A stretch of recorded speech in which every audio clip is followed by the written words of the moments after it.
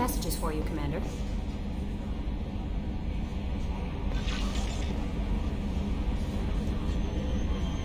Hello, testing. Oh, there we are.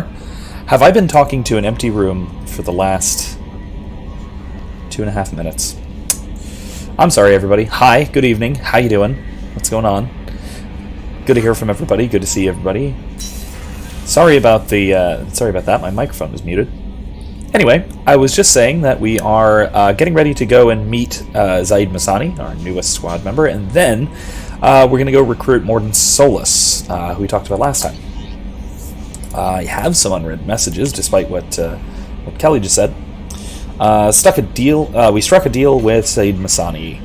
We've reached an agreement with veteran mercenary Zaid Masani. You may know the name. Zaid has been involved in some of the best known and some utterly unknown military operations in the Terminus systems, and is feared as a ruthless and relentless bounty hunter. I felt you might need a man with his skills in your mission, so I arranged to have him join you. You'll find him on Omega, where he's wrapping up his current bounty. Don't worry about his fee. I've taken care of that personally. Alright. So like I said, we'll do that first. Then we will recruit Mordin Solus. Do a little bit of shopping on Omega. There's some upgrades we need to buy. We might do some of these extra quests. Let's mark that one's red. Excuse me. We might do some of these extra quests as well. Overlord I want to save till later. Probably near the end, because I kind of want to bring a certain squad member on this one. Maybe? I don't know if you can. We'll see. We'll see. And then we'll also eventually get Kasumi, our other squad member. Maybe tonight. We'll see. That is another squad member that we can pick up. That's another DLC one. This one, her, I have never actually gotten before on a playthrough. I've only watched. I've only seen. So that'll be new for me, just as it's new for some of you guys. All right, to Omega.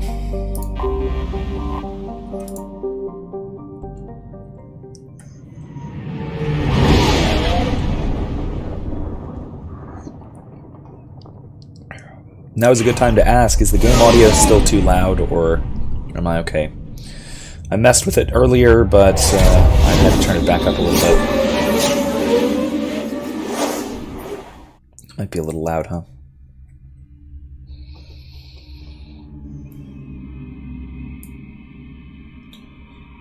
Turn it down a bit. There we go. That should make a difference.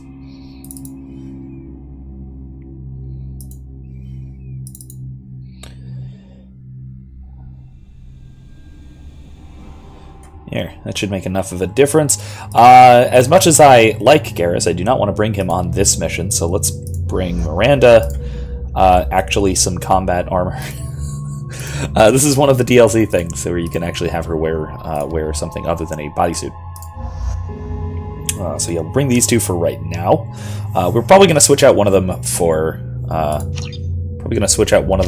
Zaid once we get him on the squad. And that'll do it. And perfect. Warnings about the slums where Dr. Mordin Solus runs the clinic. Anticipate resistance at the transport station. Okay. So there is a quarantine.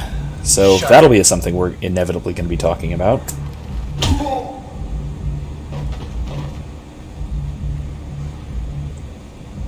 Please, you have to help me. No one said you could talk, jackass. You Zaid Masani? Yeah, that's me. You must be Commander Shepard. Hey, we have a galaxy to save. My contacts told me we're picking up one man, not two. Batarian delinquent. Pissed off someone rich enough to hire me to go after him. And for my bring him in alive rates even. Please, I didn't do it. I said shut it. Tried to lead me on a chase all over the systems. He should have known better. These people always run to Omega. What's gonna happen to him? I'm gonna turn him in for the bounty. Don't much care what happens after that. I assume you've been briefed? I've done my homework. Cerberus sent me everything I needed to know. What's your relationship with Cerberus? Easy. Cerberus is paying me a lot of money to help you on your mission. That's the long and short. Not many mercs would take a suicide mission for the pay. Most mercs don't get an offer like the one Cerberus sent me.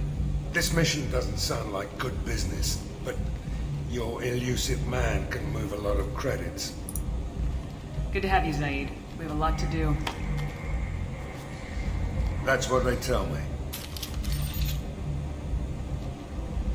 I assume the elusive man told you about our arrangement. What kind of arrangement?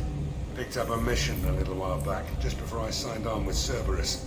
Thought you might be interested. You heard the name Vito Santiago? He's the head of the Blue Suns, runs the whole organization. Seems he recently captured an Eldfell Ashland refinery on Zoya, and is using their workers for slave labor. The company wants it dealt with. I'll make sure we get that done. Good. Get it out of the way so we can concentrate on being big goddamn heroes.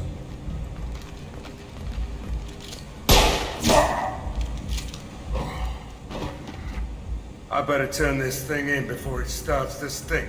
I'll be locked and loaded next time you're ready to get some killing done. I love this guy. Yeah, he's absolutely a badass. He's one of these, one of so many wildly over-the-top characters in this game. There's an awful lot of Vorcha here.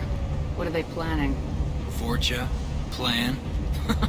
They're a pestilence, nothing more. If they started planning, we'd all be in big trouble. Yeah, I'll just be going. Keep moving. I mean, I don't disagree. The Vorcha are not smart people, but they do not seem to be very intelligent. Regardless, it's that'll tie into something I'll want to talk about while we're in this whole quarantine zone kind of thing.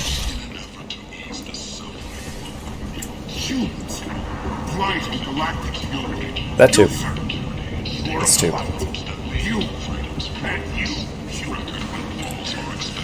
So we're a blight on galactic purity.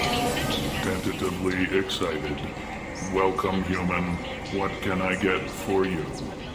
What kinds of things do you sell here? Friendly, salvaged parts.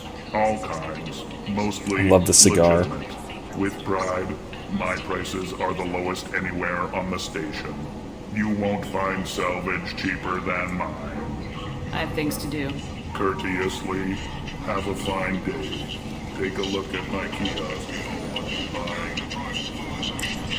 Alright, so there is a little minor side quest having to do with him. With the Elcor and his cigar. Place. How did these people be left to rot like this? You don't understand, or you don't want to? Doesn't really matter. No.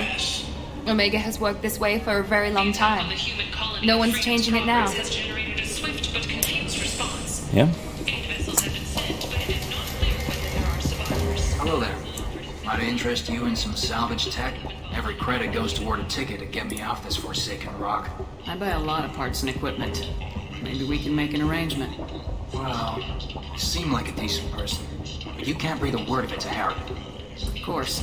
Then we have a deal. Maybe I'll at least sell something to you. What brought a nice kid like you to Omega? My pilgrimage. What money I had got stolen within a few days, so I decided to sell salvage parts. You can see how that turned out. Harrod's forcing me to sell high, and I can't even afford a ticket off this station. Oh, that's disappointing. So YouTube isn't letting you Chromecast the stream. That is disappointing.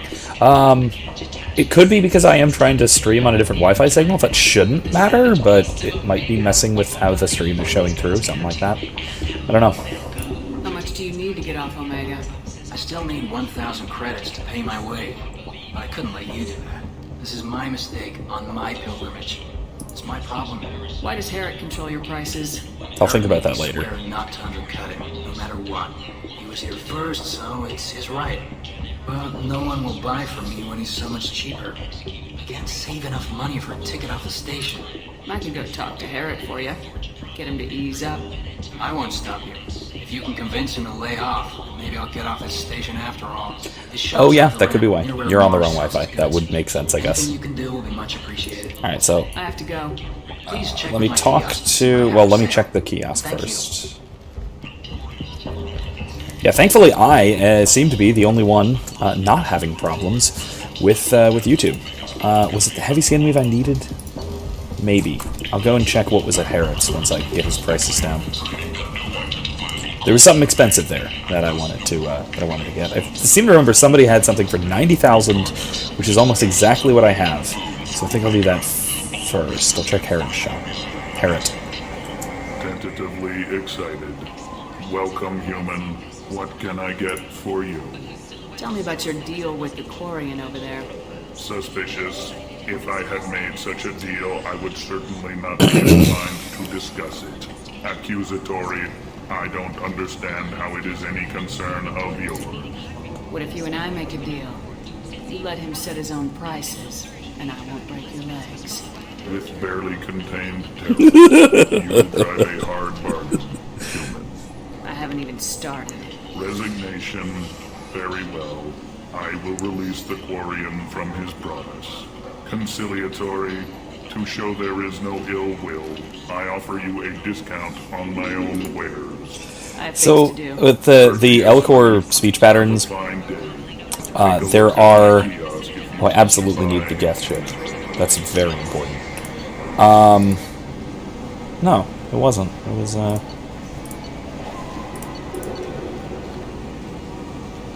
Headshot damage is nice.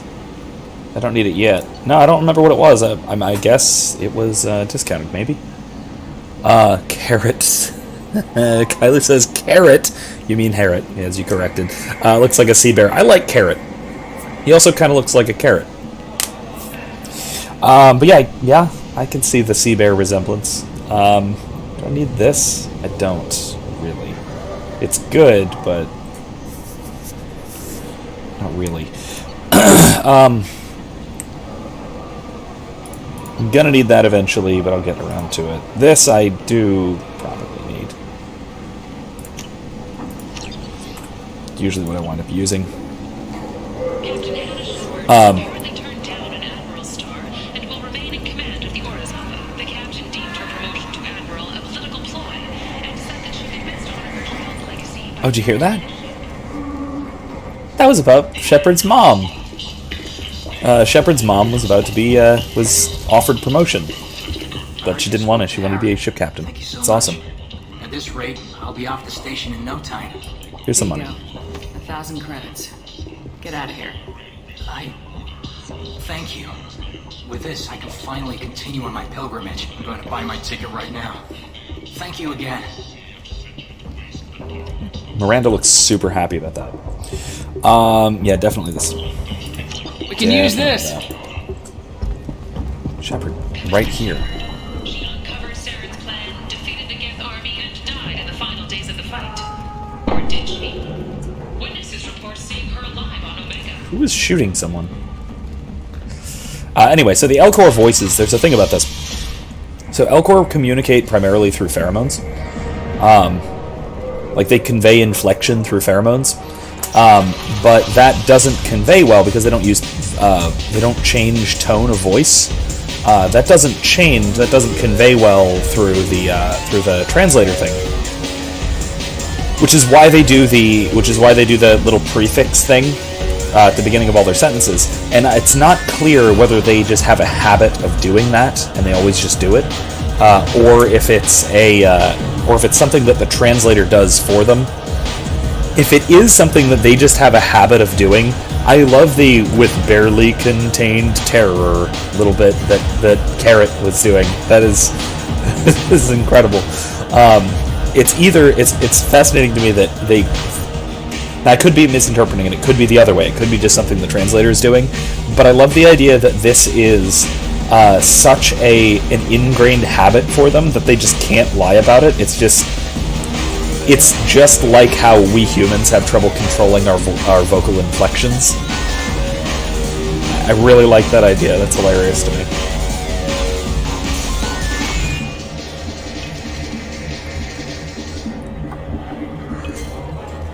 Let's have a drink.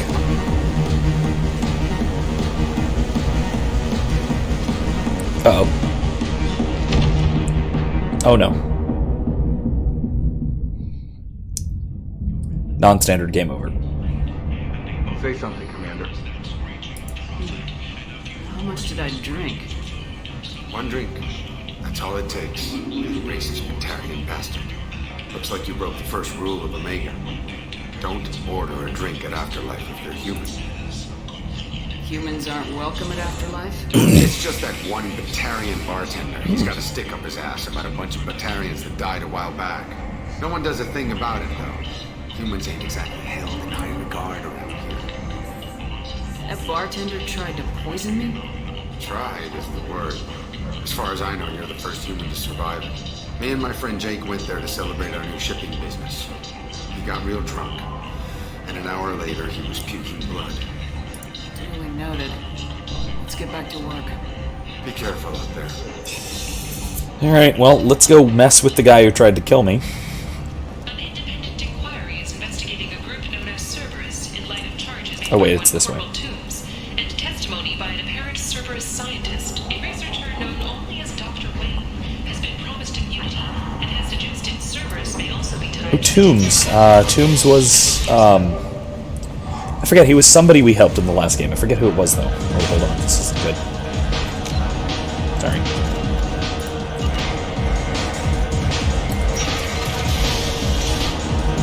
Well, we already messed with the Sea Bearer. We need to mess with, the bartender. Four Eyes. Four Van, Four Eyes, whatever. Why don't you? No, humans all look the same. Here, have a drink on the hub. What do you think these people will do when they find out you're poisoning your customers? Poisoning what now? This has nothing to do with you. Who's next? Turians? You don't like them either, right? Answer the damn question, Forvan. You want a piece of me? I'll leave your corpse for the porch.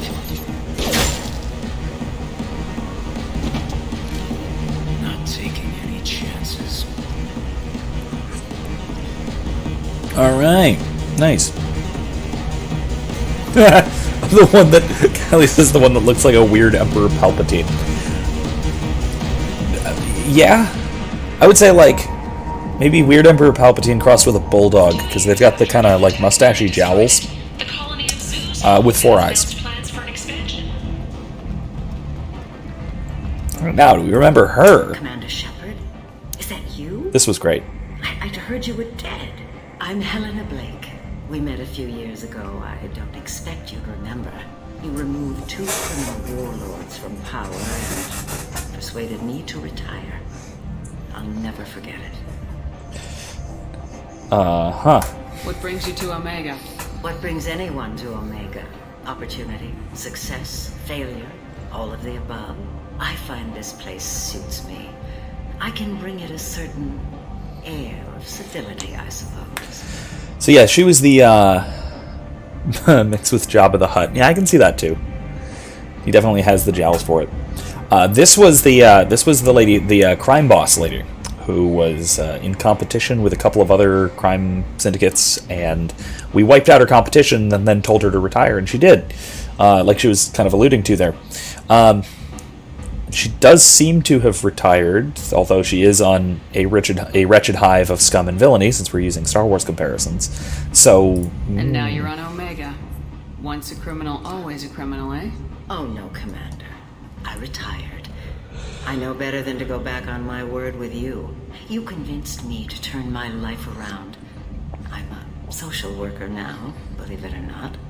That seems like a hopeless job in a place like this. Quite the opposite, Hey, Wizkid. actually. This place needs it more than most. Doing the good work in a place like this requires that one understand how things truly work, which makes me uniquely qualified. That's very nice. That's more noble than I expected. Noble? No. It's just that someone came along a few years ago and made me see the error of my ways. You convinced me that I could use my contacts and skills for things other than smuggling and exploitation. I thank you for that. I love little things like this. It's the little notes like this that like the small bits of hope that you see in the galaxy even when the overall themes of this game are really bleak. 2 especially, and it kind of carries through into 3, but there is some like big uniting hope kind of moments. But 2 is like any trilogy, kind of the thematic low point. where you kind of dive into the nasty parts of everything. And this is one of those little things that it's great to see the small positive impacts that a hero like Shepard can have. I love that. I'm a real sucker for that sort of thing. Well, I'm glad to hear you're keeping out of trouble. Thank you. This is all to your credit, Commander. I have to go. Of course. You must have more important things to do. Yeah. Alright, let's see, what else we got? One of Arya's guards. Alright.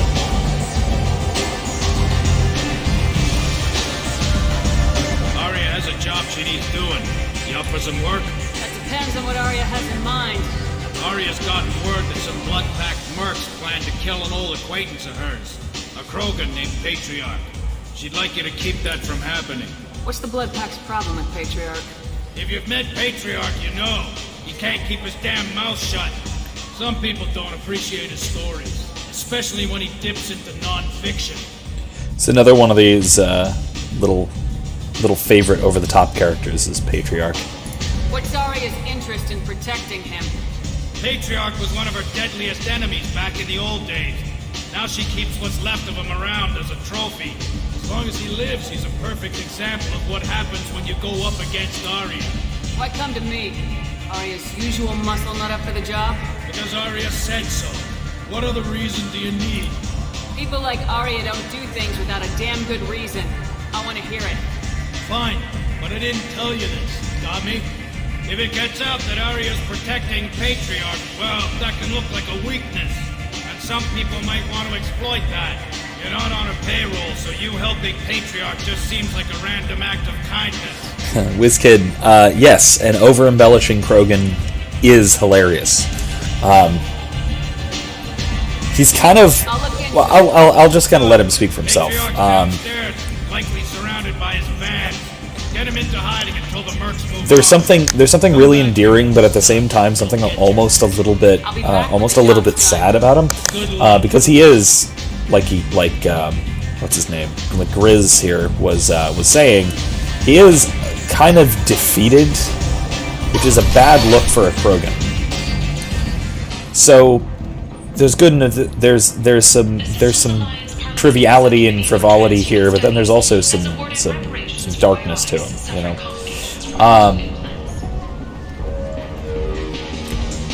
I will wait till you finish typing that, and I will come back to it. Look, a Salarian bartender now. They replaced that guy really fast. Darn. Wow, that was nuts. Alright, let's see about this guy. He's done here. Here he is. You said he had close family. They'll just want revenge. Kill the family first. Then he'll get angry and come at you stupid. And then you kill him. I don't think I know you, human. I'm the Patriarch. Arya's Patriarch. What do you want? Why do they call you Patriarch? It's like an Asari matriarch, only male. It was Arya's little joke. After she took me down, she let me live. Kept me around as an advisor and a trophy. He seems like he's probably even older than Rex, which is really something. Rex is very old. This guy is probably even older. And so is Drac from Mass Effect Andromeda, is like absurdly ancient. He's like, I think he's 1,500 years old or more before they left for the journey, and add 600 years in stasis. That's insane. Kylie says, all right, so you finished it. All right. One of my mom's former college friends works as a monitor for any bad guys or bots on the internet. And he was telling her her and a couple of other friends that 60% of Trump's Twitter following are bots. Color me skeptical. I have been credibly called a bot by someone I know in real life before. So, take that with a grain of salt. There's a lot of conspiratorial thinking involved in a lot of those sorts of things. Like, you typically want to see the people opposed to you as having a smaller following than it appears that they have, and that obviously that's the case for anybody of any prominence, right? They do have some bots following them. Let's be honest, that's how PewDiePie got over 100 million, really.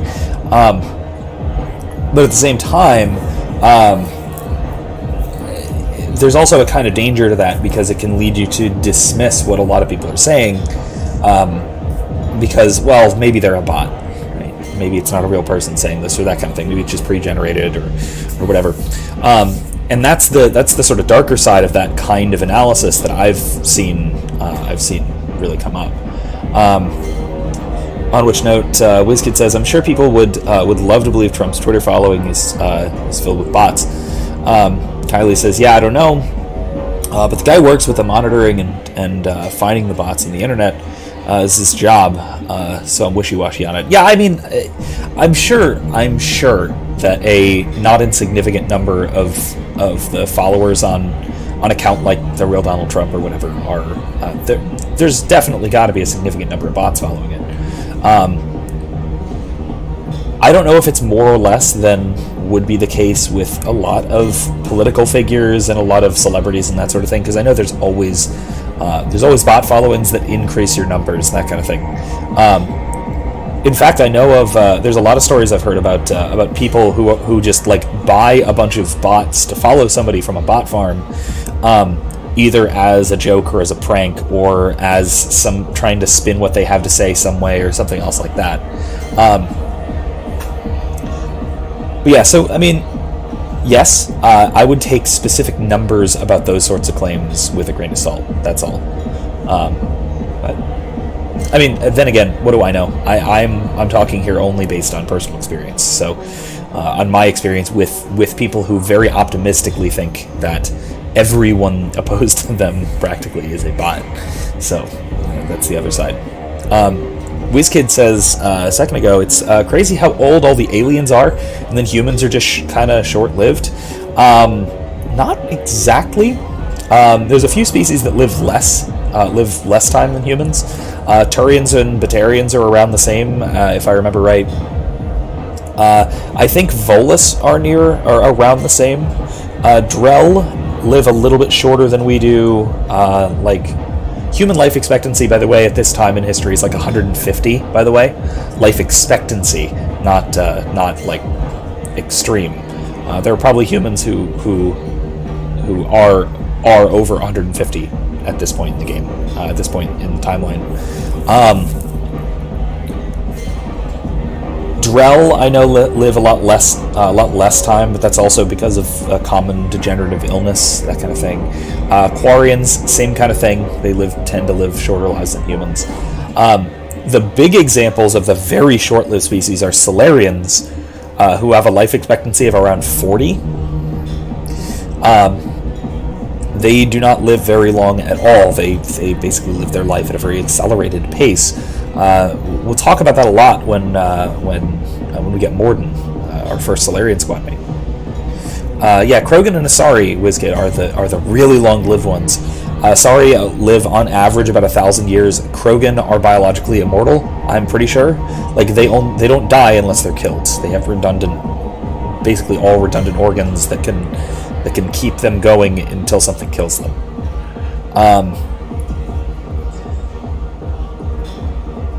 Yeah, so the stream's the stream's not buffering. I'm just not doing anything. Yeah, sorry about that. Here, sorry about that. Unless it is, it might be. If there's a little swirly circle, then that would explain. And the other exception to the really long lifespan thing is Vorcha. Vorcha, the weird like the screamy people down at the bottom of Omega that we ran into, they only live like 20 years. It's just that they are incredibly survivable. Yes, there is a reason, heinous as it was, that the Turians and Salarians unleashed the genophage. A prey species that is incredibly resilient, lives forever, and can have dozens or even hundreds of children per year that will never die unless they are killed, could be a problem, especially when that race is extremely culturally warlike. And yeah, Kylie, their organs regenerate, and when they do need to regenerate, they can switch to their backup organs, which is kind of crazy. So yeah, Krogan are really hard to kill, and if you don't kill them, they don't die. So yeah, that can be an issue. Yeah, it has been an issue in galactic history. So let's see about enemies. Rumor has it some people want you dead. Know I'll keep an eye on anything it about though, for buffering and stuff. A few. I know things. Old secrets, old grudges. A few floors you can dig up to find bodies underneath. Someone who wanted to weaken Arya might come after me. They do it to get to her, you see. Not for me. I don't matter enough anymore to have enemies of my own. Yeah, WizKid says, I was just about to say, and they're basically space Spartans. What the actual fuck? Well, what the actual fuck is their homeworld. Basically, everything on their homeworld can kill everything. They're from a murderous death planet, and so when they moved out into space, and well, actually, not even just that, once they developed technologically to the point where they could survive, the population started exploding, and they nuked each other to death. They basically nearly wiped themselves out with a nuclear holocaust until the Salarians uplifted them, and then they started doing the same thing to the entire galaxy. So there are cultural problems with the Krogan that are exacerbated by their unique biology. But the genophage is still, despite all that, a horrifying moral atrocity. But I will also say, later in the game, after we get Mordin, his whole loyalty mission, the mission we go on for him in particular, has a lot to do with the sort of ethics of the genophage. So we're going to get a lot of time to talk about that and the issues surrounding it. It's because it's complicated. It is a genuine moral quandary, despite having what ought to be an obvious answer. He sounds like a really old Southern gentleman with a really gruff Southern drawl. Yeah, actually, Kylie, I tend to agree. And yeah, WizKid, we've talked about the genophage a lot, and we're not going to stop because it's a huge plot point. It's a huge plot point in this game, and it's probably somehow an even bigger plot point in the next. So yeah. A Krogan as old as you must have some great stories. I killed a lot of people, lived well, and was beaten by a small Asari who keeps me around as an example. My time is done. Anyone I killed is long forgotten. The stories are Arya's now. Some people want you dead. I've been asked to move you to safety.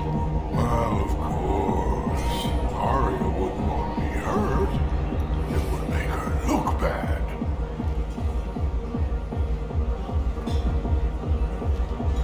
Perhaps Arya's reputation is no longer my concern.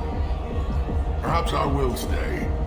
See who thinks me important enough to kill. Here's an idea. Let me handle the assassins for you. And so your name grows, while I remain an old man who lets others fight his battle. No. You remain a powerful warlord with forces at his command, not just Arya's trophy. Well, you could be my Krant, fighting for my honor. If you would do this for me, I would be grateful. I might even be a Krogan again.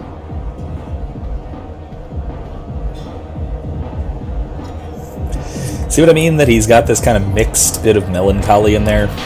I love it. Alright, so let's see. Out of our way, human. You here for Patriarch? What if we are? You're gonna do something about it.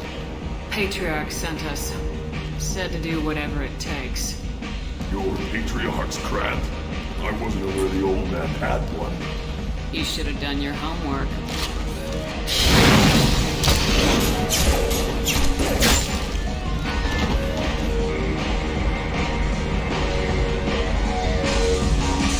Alright, taken care of.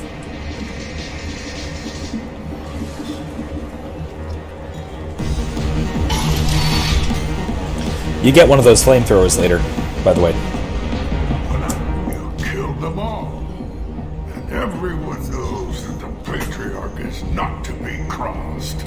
Thanks to you, Arya may think of me as more than a trophy. A real advisor, maybe. Or even a threat. Use this. Don't ever let anyone think you're weak again. Thanks to you, I am a Krogan. By the way, be careful with Arya. She will approve of what you've done, I think. But not of you altering the balance of Omega. I think it reminds her too much of herself. Yeah, WizKid, we did a little shooting, even if Shepard didn't personally.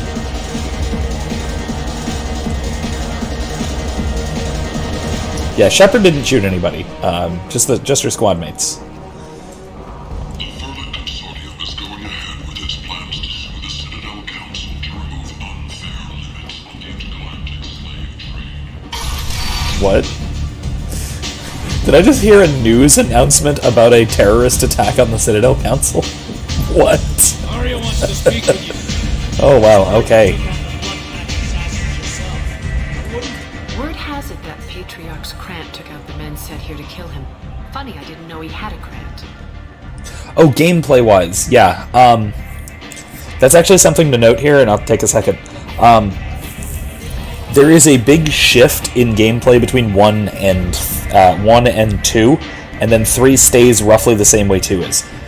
There is a sharp divide between hub worlds, like Omega, and missions.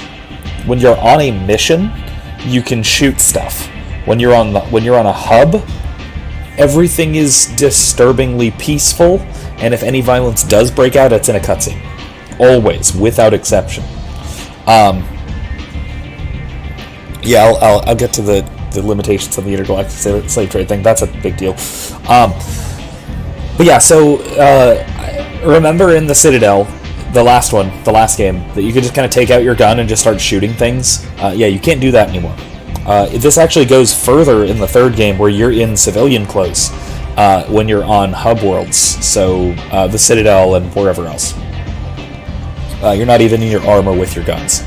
Oh, Kylie, a Krant is like a warband kind of thing. A group of warriors underneath a warlord sort of thing. It's another term that is just kind of dropped here that gets picked up later. Again, this becomes important later on when we actually go to the Krogan homeworld, which we will be doing soonish. Not very soon, but soonish. But yeah, it's a major gameplay change between 1 and 2 that gets carried over to 3 and kind of exacerbated further. Exacerbated makes it sound bad. I think it's one of the changes that I think is sort of a lateral change. It's not necessarily a bad thing. I don't think it's necessarily better, but it's certainly very, very different. Oh no, what have I done? What did I click? Uh-oh. Sorry, I clicked out of my tab. That's why it froze. Sorry about that. Patriarch has more influence than you thought. I see. Well, maybe I should watch my back then. It's not what I asked, but you got the job done.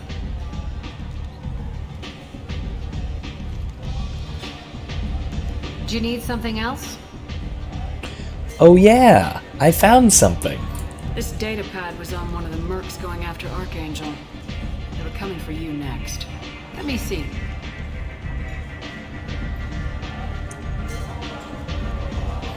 Interesting.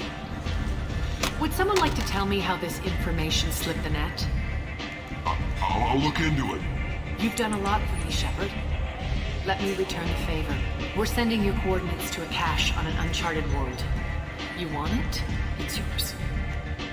What's the catch? No catch, I don't need it, and I don't want it to go to waste. Whatever you find is yours to deal with. Okay. Looking for Mordin Solus. That mission's horrible. Find him? The Salarian doctor?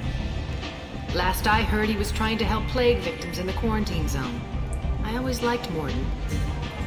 He's as likely to heal you as he is to shoot you. How do I get to him? If you really need to find him, take a shuttle to the quarantine zone. No guarantee they'll let you in, of course. Thanks for the information. Yes. Just try not to bring the plague back with you. Okay then. So let's go and do that. I think it's about time we do that. So on the way there, though, I want to talk about this whole intergalactic slave trade thing. So Batarians, before-eyed fellas, slavery is a significant part of their culture. It's kind of a big deal. They take and keep slaves, and they basically always have. And they kind of fairly recently, in galactic terms, like in galactic history terms, sort of threw a fit and left the Citadel Council and everything. In large part because the council was cracking down on their slave trade. Right? They wouldn't let them keep slaves. Yeah, that'll do. Right? Does he? Yeah, Maddox sounds good. Yeah, let's go with that. Alright, sounds good. Cool. Zaid's with us now. Awesome. Anyway. Yeah, he is definitely a warrior medic. That is a good way of describing him, I think. Hang on a second. Give me just 1 minute. I want to fiddle with my my screen settings, just so I'm not accidentally alt-tabbing. I'm not accidentally clicking outside the game window. There we go. Alright, that should fix it. Sorry about that. The best analogy for Batarian society and especially the Batarian government that I've seen is that they're basically space North Korea. They're very cult-like, they're very authoritarian, they're very regimented, they're very orderly, and they're very xenophobic. They're very hostile to outsiders. In terms of why it's a part of their culture, that I don't know, but we can find out. If you're super interested, let's see what they have on non-council races. In the early 2160s, the Alliance began aggressive colonization of worlds in the Skyllian Verge, much to the dismay of the Batarians, who had been developing the region for several decades. In 2171, the Batarians petitioned the Council to declare the Verge a zone of Batarian interest. The Council refused, however, declaring unsettled worlds in the region open to human colonization. In protest, the Batarians closed their Citadel embassy and severed official diplomatic relations with the Council, effectively becoming a rogue state. They instigated a proxy war in the Verge by funneling money and weapons to criminal organizations, urging them to strike at human colonies. Hostilities peaked with the Skyllian Blitz of 2176, an attack on the human capital of Elysium by Batarian-funded pirates and slavers. In 2178, the Alliance retaliated with a crushing assault on the moon of Torfin, long used as a staging base by Batarian-backed criminals. In the aftermath, the Batarians retreated into their own systems and are now rarely seen in Citadel space. So that's the background we get, which is not a lot. In the early Stop. Are there any other... No, there really isn't much else on them. No. Anything here? Nah, it doesn't look like it. Okay.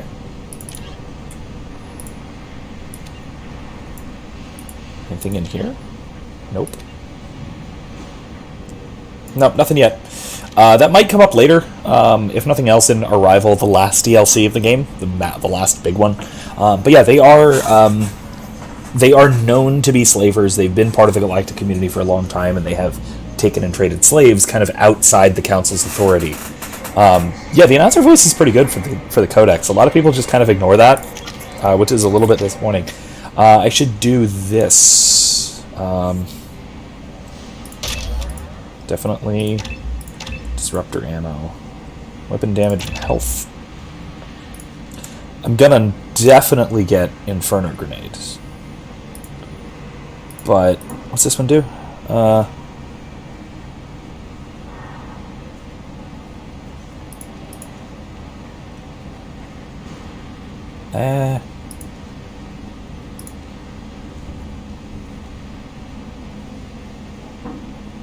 Yeah, let's do that. All right, cool.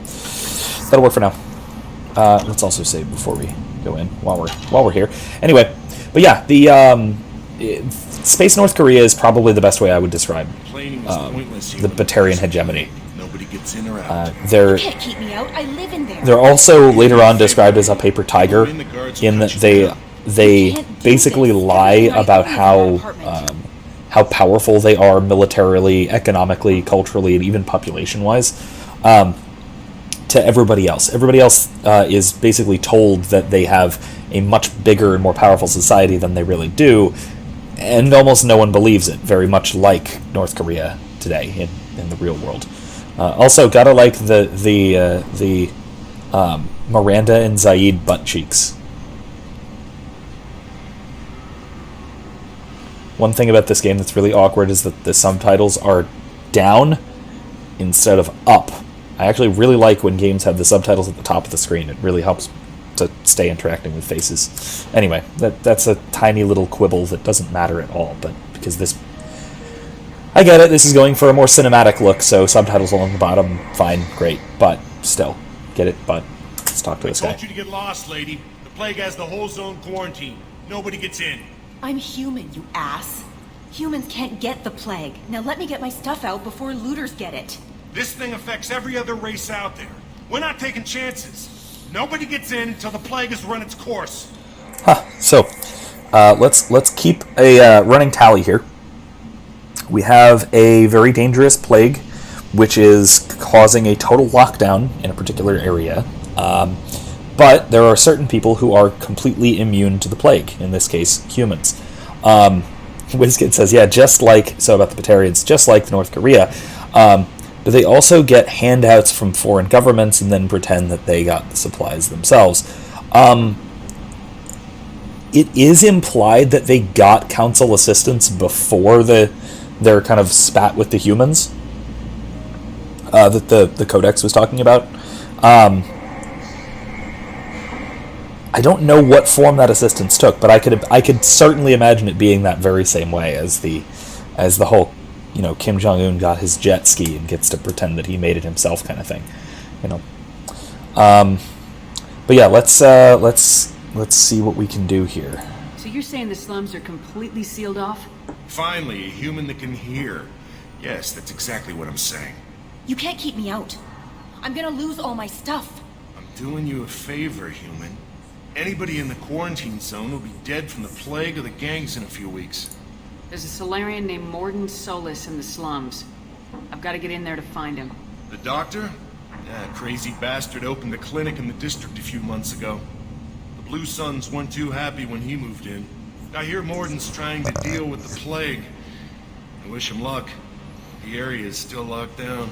Our orders are to wait until either the plague or the Blue Suns kill everyone. Then go in and clean up. Alright, so another element we have is somebody who is... yeah, WizKid, this is starting to sound familiar. We have a doctor, or maybe more than one doctor, because he has other assistants as a clinic, trying to help with the situation, trying to treat this disease, maybe even trying to find a cure to the disease, who are being opposed by everybody, both inside and outside the quarantine zone. And the plan is basically to just kind of keep everything sealed away and keep everything locked down until everybody who's going to get it gets it and dies. Then we'll deal with the aftermath afterwards. Listen, you're stuck here till this quarantine's over. That could take weeks. What you really need is to get this problem solved or right longer now. if we know anything. That's what I do. Solve problems. Let me in and I'll get this district straightened out. You think you can fix this? Why not? Quarantine is more to keep infected people in anyway. I'll radio ahead, tell them you're coming in. Wait, you're stopping me, but not them? You son of a bitch. You don't have a grenade launcher, lady.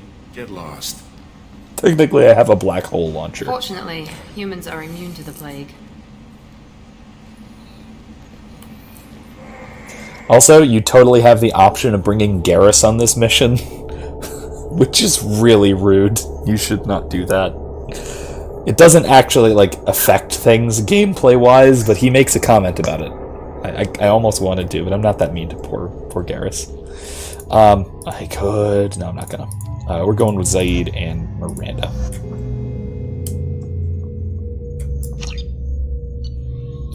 I've already got everybody's stuff figured out, so I think we're good. Good to go. Let's...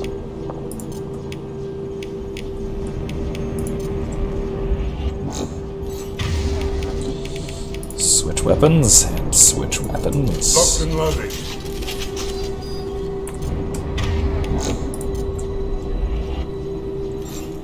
Alright, let's go. WizKid, I'm not bringing a Turian, a best friend Turian, into a plague zone of a plague that kills Turians. No. Oh gosh.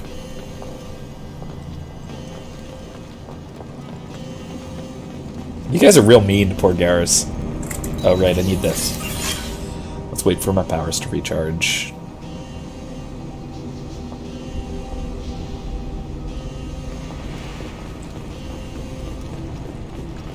Don't shoot. Oh. Okay, I panicked.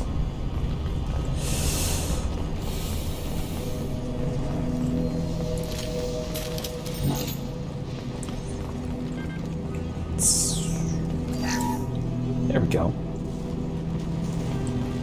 I get it. Garrus bitching is fun, but Garrus dying isn't fun. And I acknowledge that wouldn't happen. We know that out of character, but, you know, Shepard wouldn't do that to poor Garrus. Shooting anything that moves. Okay, so let's add something else, too.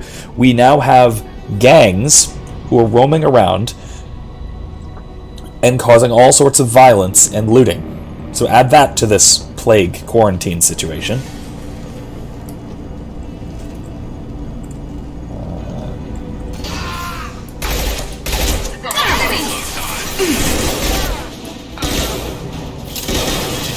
This'll put him down. Got him. Plague control at its most basic. Pile the bodies in the street and burn them.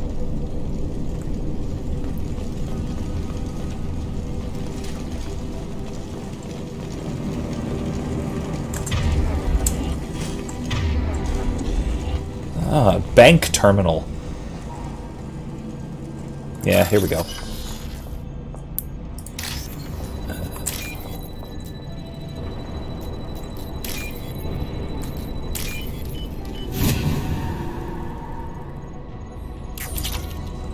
$5,000 credits, nice. All right, what do we got in here?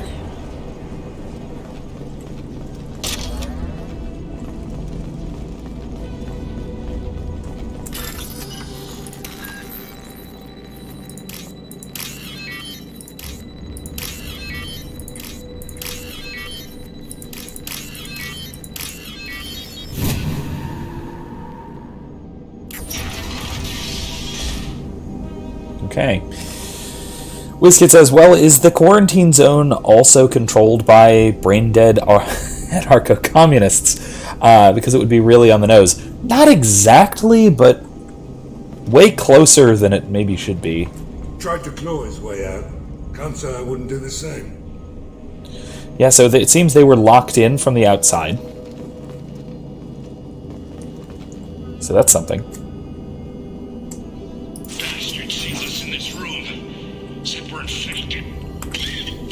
Idiots can't tell the difference between the plague and a simple cough. Nothing to do now but sit tight and wait for them to wise up.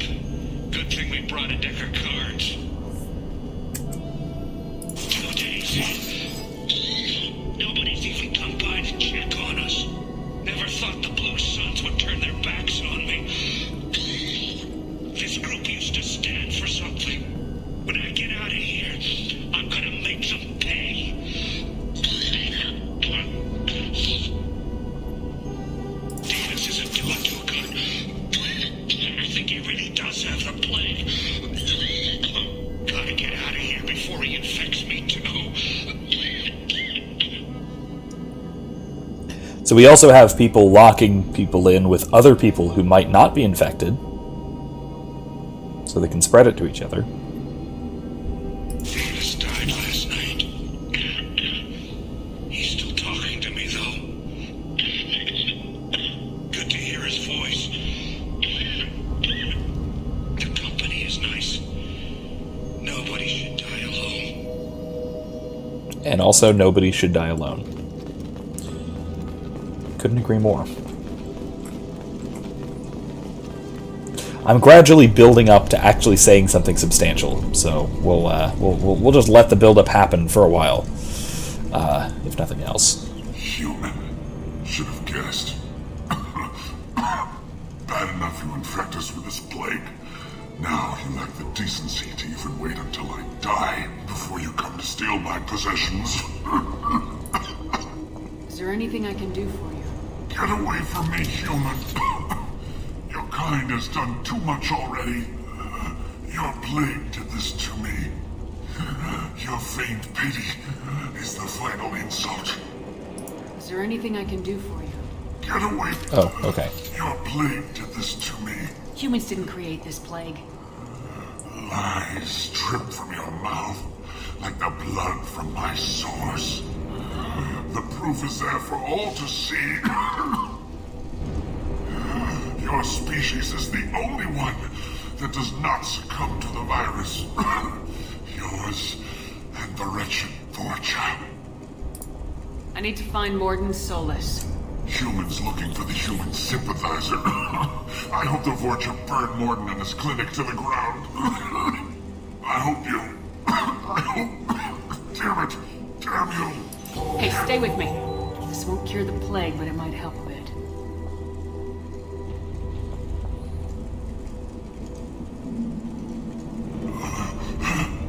Oh, you helped me. Why?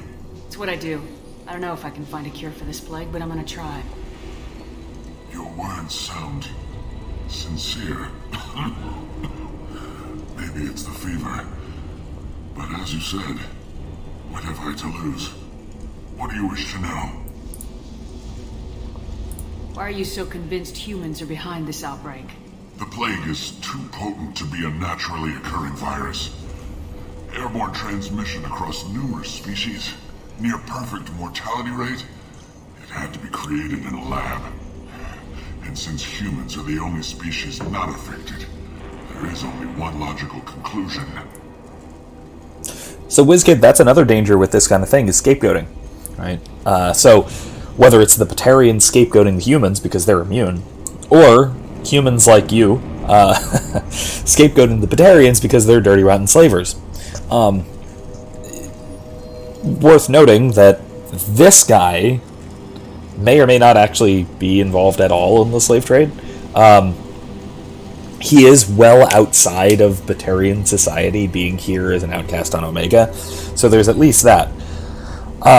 Then again, he is he is living in the slums of Omega, so he's probably not a particularly good person, but regardless. Yeah, this is the kind of thing that blame can get turned, to just about any party that anybody can come up with an excuse, for blaming when something like this is happening. And again, that's another box to tick, if you want, of trying to place the blame onto anybody who we can possibly place the blame onto. Aren't the Vorcha immune to the plague? What if they spread the virus so they could take over the district? Vorcha are immune to disease. A human-created plague wouldn't affect them. But if the Vorcha created the plague, why wouldn't it affect humans? Besides, the Vorcha aren't smart enough to make a virus like this. They're scavengers. Sorry, human. You may not want to believe it, but all the evidence points to your species. So neat. Vorcha are immune to the disease entirely. That's pretty cool. They're immune to disease in general. Cool things about Vorcha. We find out more and more about them gradually as we go. Basically, they are they have they're hyper adaptable as a species. That's how they survive, rather than intelligence and social growth. They're individually very, very resilient, and that's how they're kind of evolved to survive. You were talking about Vorcha earlier. Before the quarantine, the Blue Suns controlled this district. But as their numbers fell to the plague, Vorcha moved in. The Blue Suns are fighting to protect their territory. But as the plague spreads, it's only a matter of time until the Vorcha overwhelm them. I need to find Mordin Solus. He has a clinic on the far side of the district. He's taking in refugees, offering to help those infected with the plague. I was afraid to go to him before.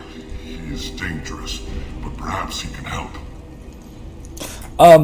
Maybe like the Borg, but individualistic. It's more like that they adapt. Their bodies can adapt quickly to dangerous situations, but because they metabolize so quickly and their bodies can adapt so quickly, they have a very short lifespan. So it's a kind of evolutionary trade-off. Like I said, they only live maybe 20 years or so, which makes it very, very difficult for them to integrate into any other kind of society, even to form complex societies of their own. What makes it's Mordin dangerous. worse than dying from the plague? The Blue Suns tried to press him for protection money. He killed them, stunned them with some kind of toxin, then gunned them down. He's not just a doctor.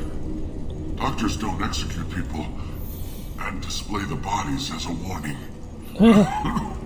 Yeah.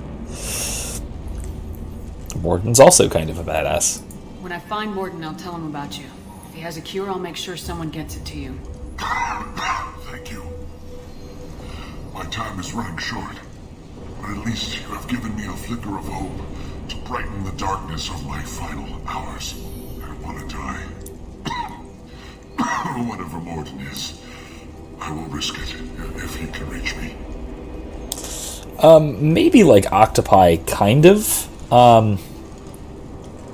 Significantly more adaptable. Not so much like changing form or changing shape or that kind of thing, but undergoing actual physiological changes, like that would make them immune to a disease. Another example we find later on is if they are if they don't have access to water, they'll adapt to be able to retain more water from the food they eat or something like that. They can adapt to different environments, different atmospheres, different temperatures, all that kind of thing. They're extremophiles, basically. The closest human equivalent would be what are they called? The little extremophiles, the little bear things, the bear microbes. Not microbes, they're very small though. I forget. Those things. You know what I'm talking about. Somebody will know what I'm talking about. I should go. Goodbye, human. Alright. Let's move right along. See what's in here.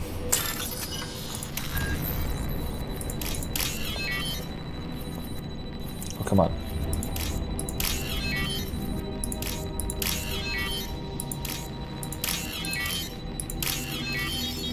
That was a complex one.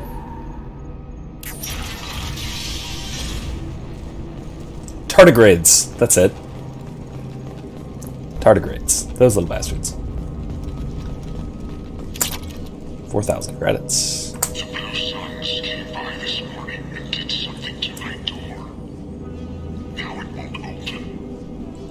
Turned out the circuits maybe. They said they were trying to control the spread of the plague. But I'm not even infected. Damn Turians. Must be some kind of extortion racket.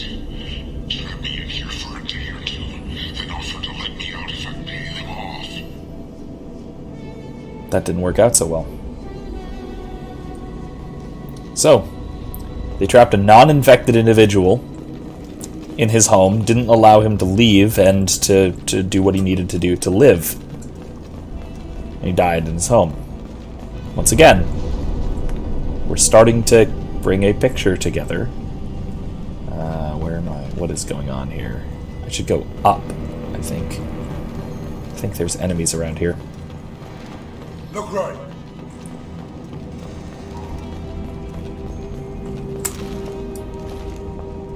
There are. Where? I can't see them. Darn. Okay.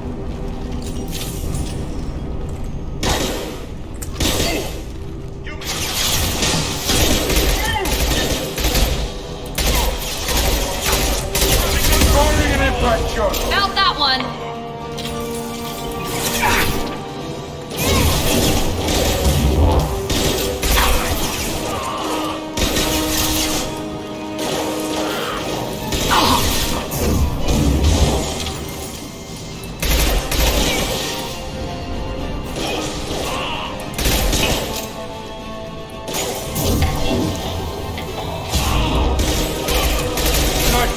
There we go. WizKid says, where have I heard that before? Assuming that you're talking about, like, locking healthy people up in their homes so that they can't survive. Yeah, that sounds familiar. It's from somewhere. Can't place it. Just can't place where that came from. I don't know.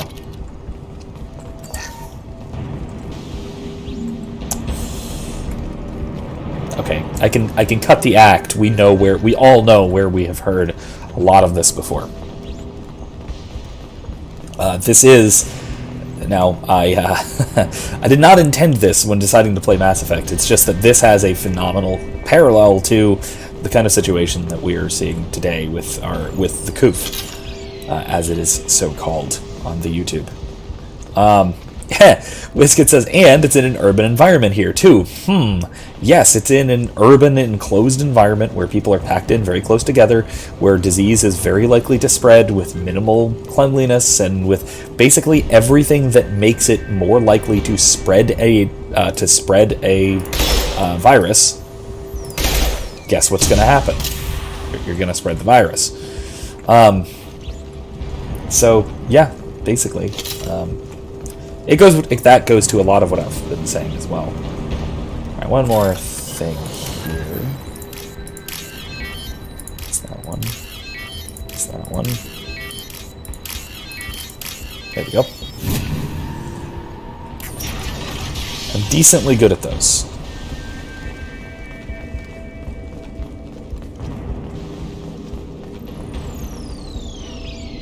Oh. Oh, thank God you're human. When we saw that door open, we thought those Turians had found us. Ever since this plague started, the Blue Suns have been out to get us. They're killing as many people as the disease. Why are the Blue Suns hunting you? We didn't do anything. Pretty much every non-human in the district wants us dead. They think we caused the plague. Humans aren't getting sick, and that's all the evidence they need. God knows how many of us they've already killed.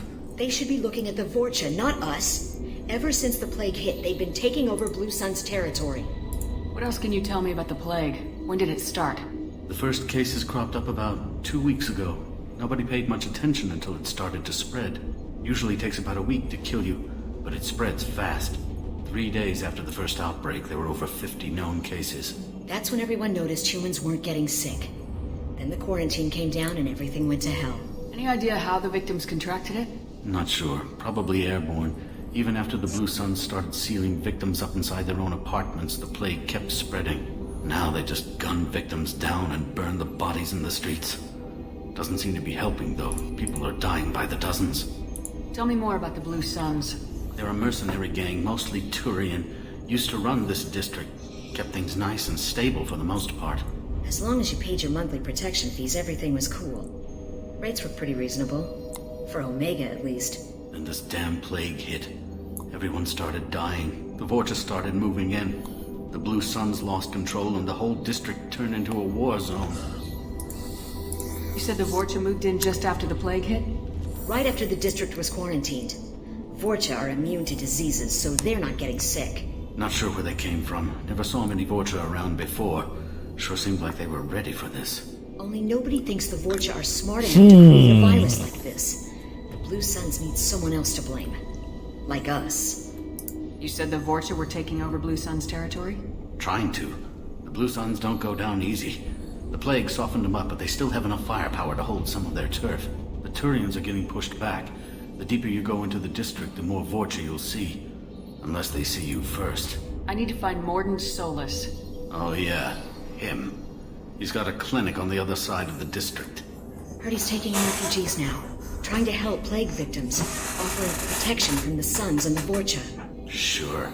A doctor with military-grade mechs helping people for free. On Omega, grow up. Sounds like you don't think much of the doctor in his clinic. The Vorcha tried to muscle in. He gunned them down. Just like that. Pop, pop, pop. Didn't even use his mechs. Then the Blue Suns heard he was sheltering humans and they went to burn down the clinic. He killed them too. Then he went inside and got back to work. He's cold. Must be Salarian Special Forces or something. You can't stay trapped in this apartment. If you get to Mordin's, you might at least survive until the quarantine ends. Are you nuts? We'd never make it. The streets are crawling with Blue Suns and Vorcha. We don't even have pistols. Besides, I'm not risking my life on a rumor that some Salarian might offer me sanctuary. I know you're scared, but your only hope is to get to Mordin's clinic. I'm gonna be under fire from the Blue Suns and the Vorcha, so I can't take you with me. But I promise you this. I'll do what I can to leave a safe path for you to follow me. It's risky, but I think it's your only chance. Okay, you're right. We'll never make it if we stay here. We have to try.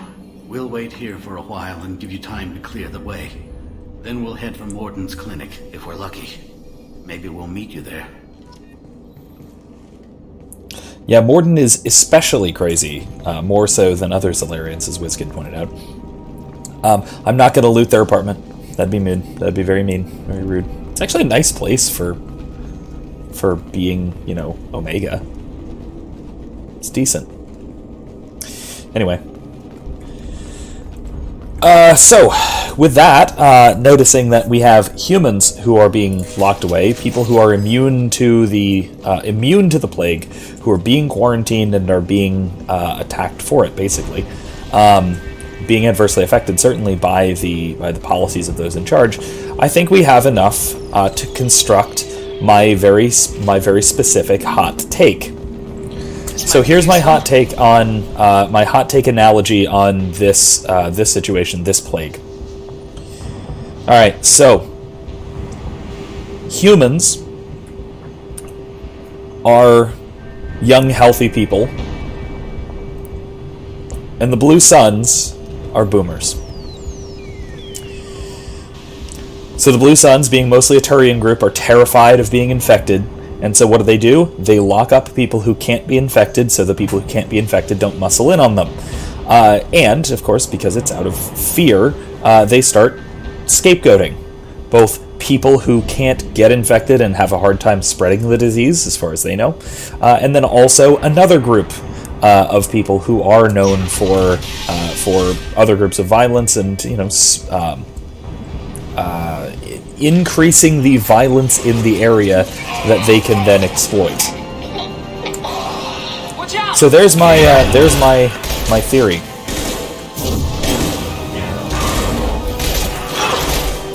Because I think this really does fit alarmingly well with our current situation.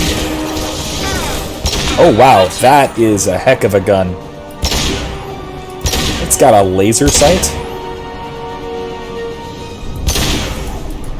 This'll put him down. That's crazy. I have not tried this gun before.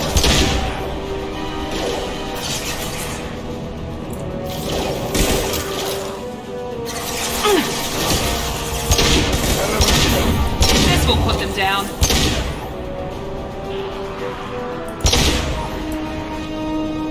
I like this gun.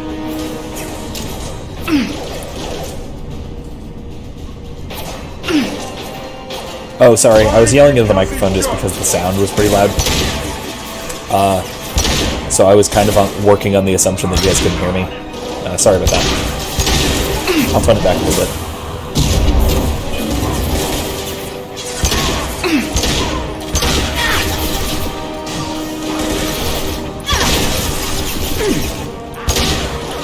It's actually a little bit difficult without conventional crosshairs.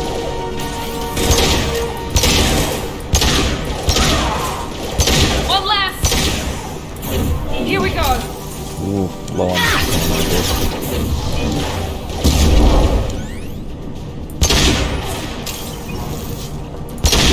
One. Here we go. The Blue Suns have Switch given up guns. a lot of turf. Just what I like to see. Oh yeah, Zaid has a Zaid has a grudge against the Blue Suns that we'll explore a bit later. As far as audio balancing goes, were you guys able to hear me over the game, or was everything just too loud?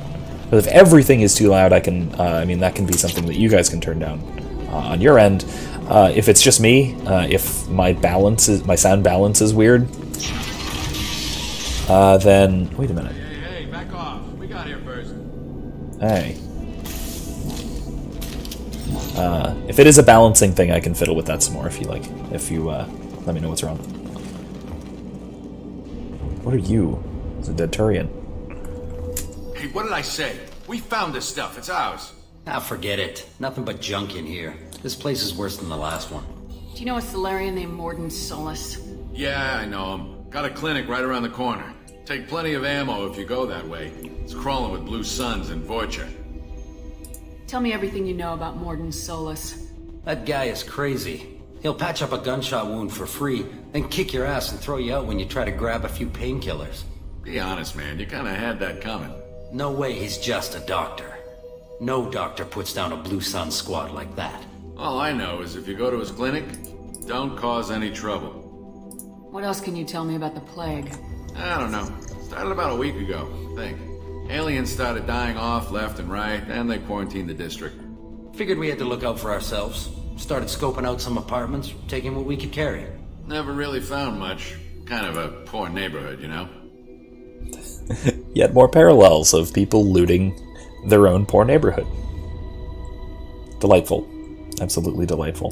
The Blue Suns control this district, right? Well, they used to, before the plague wiped half of them out. Seems like it won't be long until the Vorcha finish them off. Yeah, I'm kind of sorry to see them go. Blue Suns ran a tight ship, kept the district in line for the most part. What do you know about the Vorcha? The Blue Suns used to keep them down. But with all the Suns getting sick, the Vorcha are making a push to take over the district. Don't know who's going to come out on top. We just want to stay the hell out of the way. So further question, if anybody else is having buffering problems or lag problems, We need to get going. let me know. We'll stay here. Because if it's more than just WizKid, then it seems like it might be stream issues. Like I said, I can do what I can to fix it this time. But if failing that, tomorrow should be much better. Like I said, I'm getting in some new equipment. I'm getting a Wi-Fi bouncer thing. What the heck are they called? A signal booster. That's it. So that should help quite a bit in terms of the streaming consistency.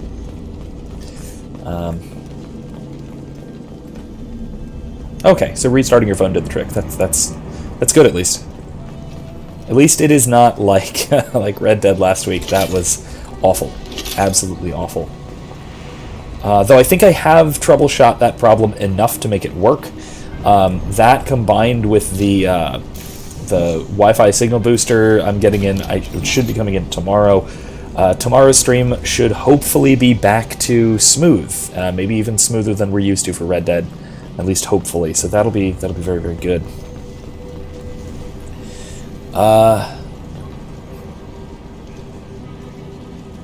Oh, that's good. WizKid says, "Oh hey, by the way, I can use the internet on my computer again. Those booster things really work. Awesome." That is definitely good to hear. I've mentioned this before. I use Wi-Fi to stream because I can't get it set up. Interestingly, I contacted my my ISP this week. They're not doing any installations in the home, any in-home installations or equipment changes or anything like that. So they simply can't install an Ethernet jack in this room.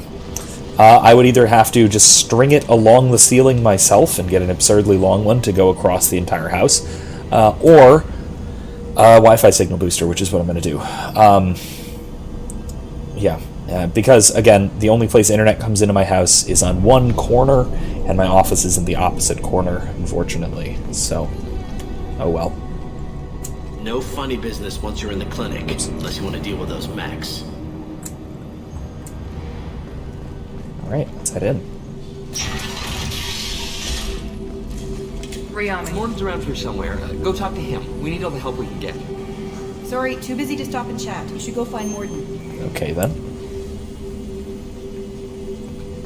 Mordin saved my life. I owe him everything. Mordin says you humans aren't to blame for the plague. Why aren't your... Professor, we're running low on supplies.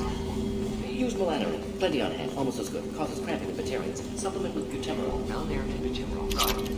Senescent is the catalyst. Bonds to genetic markers. Hard to find. Expensive to mass produce. Why not happen? To understand inconsistent results. Denizine better option. No. Denizine toxic to humans. Not an option. Not an option. This should come in handy. Say I'm yelling. What about Shepard?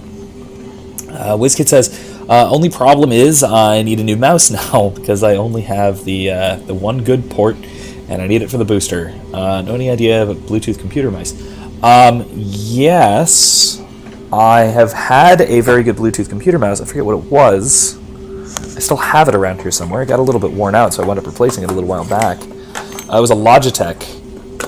Logitech generally it does fantastic and pretty versatile mice. They do a great job. And they do have some really good Bluetooth options that are decently affordable, so it's something to check out. That's for what it's worth, that is my recommendation. Let's see what else we got in the clinic. Patient. On our way here, we saw humans looting the apartments of the dead. It made me sick. That's fair. This clinic is a sanctuary. If you're looking for trouble, go somewhere else. Yep. Deal. Okay. Let's meet Dr. Solus. Professor Mordin Solus? Don't recognize you from area. Too well armed to be refugees. No mercenary uniform. Quarantine still in effect. Here for something else? Vorcha? Crew to clean them out? Unlikely. Vorcha a symptom, not a cause. The plague. Investigating possible use as bioweapon. No. Too many guns, not enough data, equipment. Soldiers, not scientists. Yes. Hired guns, maybe. Looking for someone. Yes, but who? Relax, Mordin. I'm Commander Shepard, and I came here to find you. I'm on a critical mission, and I need your help.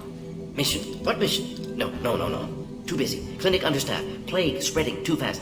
Who sent you? So on the note of the USB/Bluetooth mice, there are. So the one I had, it can do both. Logitech, most of their Bluetooth ones, most of their wireless mice, they have a USB dongle that you can use, which will usually increase their lag speed, but it doesn't make too much of a difference, I don't think. But you can also use them on Bluetooth, which is really, really nice to have the option both ways. So if you don't want to have to pair it to a different device, like if you want to take it with you or whatever, you can just take out the little USB dongle and plug it in, while it's still paired to your own computer back home or whatever. So that's a neat option, worth checking out. Logitech, at least when I was shopping for these things, this was years ago, so things may have changed in the market somewhat. But they had things that would basically do both, which was nice and handy. Nowadays, I think the trend has moved towards more Bluetooth rather than USB, at least for wireless. But again, I haven't bought a wireless mouse, a high-end wireless mouse, in a while. Erica, yours was not too long ago that we got you a new one. I don't remember exactly how that works. That's a USB dongle exclusive. I think it's a Microsoft, maybe. You can say for sure. You're presumably in your hand. What I'm currently using is a Logitech, but it's wired. Now that I've got a desktop primarily set up, I can just go with the wired mouse. Especially given that my tower has like 10 USB outlets, and that's after getting rid of 4 of them. Because I needed to move things around on the inside, so I have plenty of USBs. It's a covert and privately funded human group. Related to plague. Doesn't affect humans. Human-centric interest. Few human groups would know me. Equipment suggests military origin. Not Alliance standard. Spectres. Not human. Terra firma too unstable. Only one option. Cerberus sent you. Unexpected. Nice. And yeah, Terra Firma was that political party that we met in the last time that was being all like human supremacist type thing. Oh yeah, that is another thing, especially if you're going to be using, if you're not going to be always using a mouse pad, blue light. A blue light mouse is much, much better. You're very well informed. How did a Salarian scientist hear about Cerberus? Crossed paths on occasion. Thought they only worked with humans. Why request Salarian aid? The Collectors are kidnapping entire human populations. We're gonna find out why and stop them.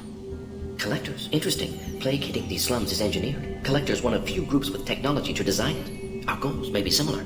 But must stop plague first. Already have a cure. Need to distribute it at Environmental Control Center. Vorcha guarding it.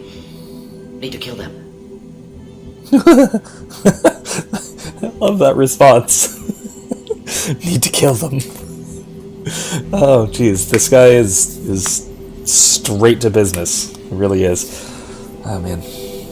Anyway, so what did y'all think of my the blue sun or boomer? The blue suns are boomers, and the humans are the healthy millennials. Little hot take. All right, well, sad to see you go for the night, Kylie. Feel free to tune back in.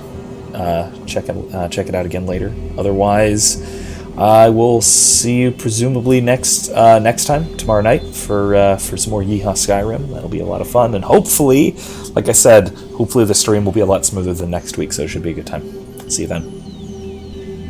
I'll get in and deal with the Vorcha. That sounded troubling.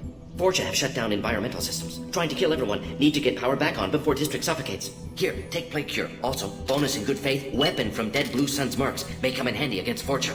One more thing. Daniel, one of my assistants, went into Vorcha territory looking for victims. Hasn't come back. If I see him, I'll do what I can to help. Thank you. Told him not to go. But he's smart. Bright future, I hope. Damnable Karens indeed. I found a Batarian plague victim near the entrance to the neighborhood. Can you send someone to help him? Risky. Blue Sun's Vorcha still battling. District not secure. See what I can do. What can you tell me about this plague? Advanced design. Suspected collectors before you mentioned them. Purpose seems experimental. Destroys respiratory systems with harmful genetic mutations. Makes sense to avoid humans. Unnecessary to force mutation on human genetic structure for sake of variance. Unnecessary mutations? What are you talking about?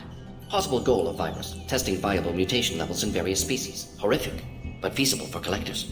Humans known to have diverse genetic background, wider range than other sapient races. Makes sense as control group.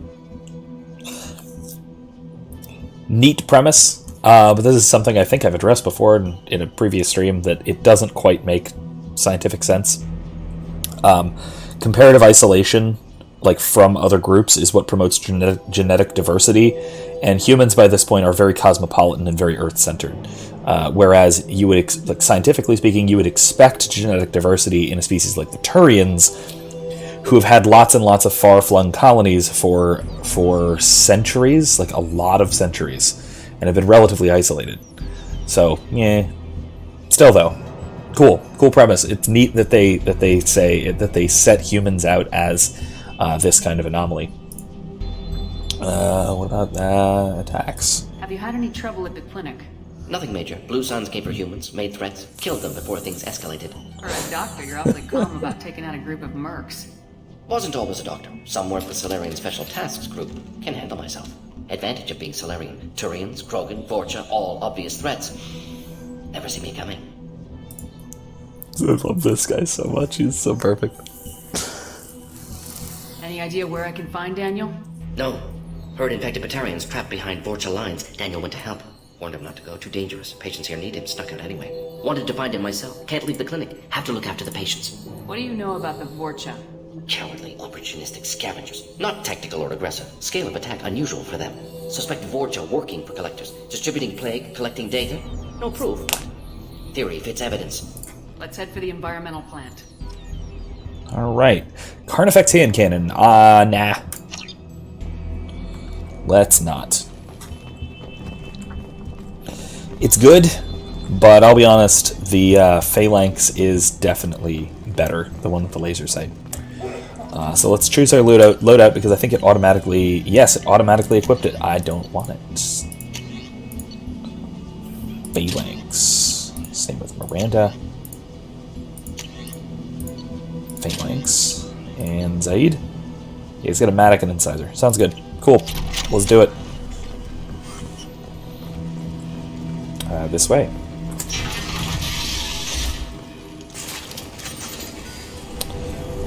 Am I? No, I'm not. Okay. Let me, that's not great.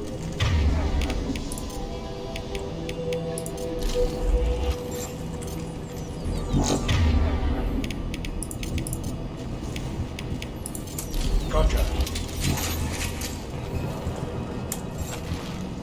Enemies!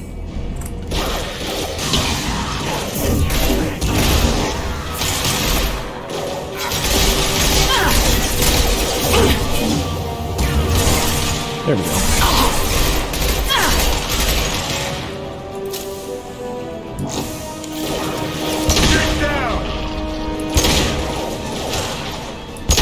Oh, this is so weird to aim.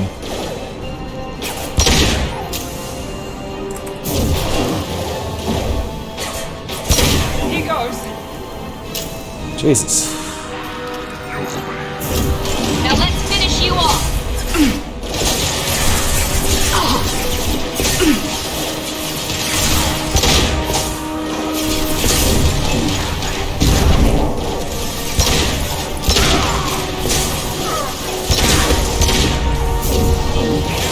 Anyone else want some? Hell of a shot. Okay, I think that's it. Oh, no, it's not. I was wrong.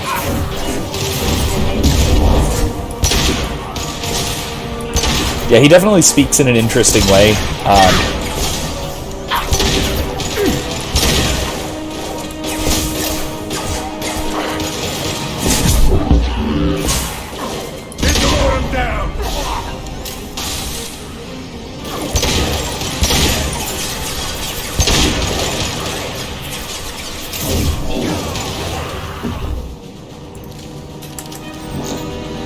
Yeah, he skips words in a fairly predictable way. I think he skips like connecting terms, like connecting words.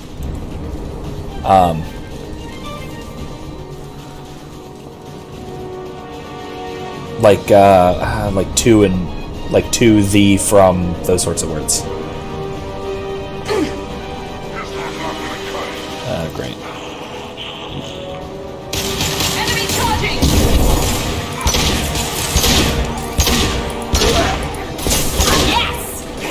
Got him.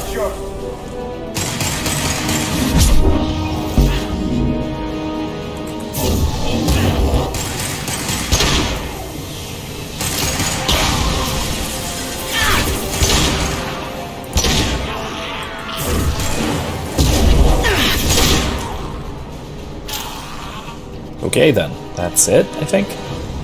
I don't actually know. I need more ammo. I love this pistol. This is pretty great once you get used to the aiming, but it is does not have a high ammo capacity. Yeah, I've played this game and 3 enough, and the writing is so consistent between the two that I barely even notice Mordin's strange speech conventions. I just kind of hear that as part of Mordin's voice at this point. But yeah, it really makes him, it really sets him apart as a character. He has a very, very unique feel as a character to him. Yeah, WizKid says, instead he just ends the sentence, ends one sentence and begins another. It's a bit jarring until you're used to it. Yeah, I could definitely see why. Like I said, I'm kind of, having played this game a bunch of times, I'm relatively used to it, I guess. Ah. A thing. Darn it. What am I looking for? That one? And that one. There we go. I think that what they were going for Mordin was that he doesn't have time to complete his sentences. He thinks and he talks so incredibly quickly that it's just kind of, he goes from from one bit to the next, to the next, to the next, to the next, to the next, to the next, and it just kind of keeps going. Okay.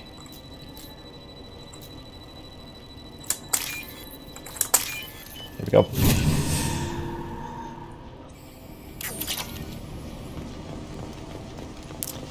Yeah, now that we have gotten a theory together comparing this virus to the current one, which way am I supposed to be going? I'm supposed to go that way. So let's go this way. I'm telling you the truth. I work for Mordin at the clinic. I came here to help you. We know you're spreading the plague virus. We saw the vials in your bag. No, those vials contain the cure. Please, you have to believe me. Maybe we should cut off your fingers. Now look out! Don't move. One more step and we'll kill your friend. I know you're scared of the Vorcha, of the plague, but this man isn't to blame. If he was spreading the virus, why would he come into Vorcha territory? They're immune. She's right. Doesn't make any sense. If we release the prisoner, we can go. You have my word on it. Let him go. You got what you wanted, human. Are we free to go? We had a deal. Human nobility. I didn't know such a thing existed. Hey, we're getting over our racism. That's I nice. thought they were gonna kill me. Did Mordin send you to find me? The professor could use your help right now. He's got too many patients and not enough volunteers. Yeah, okay. I'll go right away. Thanks again. I owe you, well, everything. Alright, so WizKid asks if the next Wednesday stream, after we're done with Mass Effect, can be Star Wars Knights of the Old Republic. Yeah, that is probably what I was thinking about, honestly. Now, I will further say, I'm not honestly sure which one we will finish first, Mass Effect or Red Dead. Because the Mass Effect trilogy is quite long, and I was probably going to go straight into Andromeda afterwards. Honestly. I actually enjoy Andromeda, unlike a lot of people. And so I was probably just going to go straight into that next. So that means that we have a lot of Mass Effect gameplay ahead of us to go through. So it might actually wind up being the remainder of Mass Effect 3 and Andromeda, and KOTOR, honestly, probably KOTOR 2, rather than 1. Darn it, come on. There we go. Oh, I love this gun.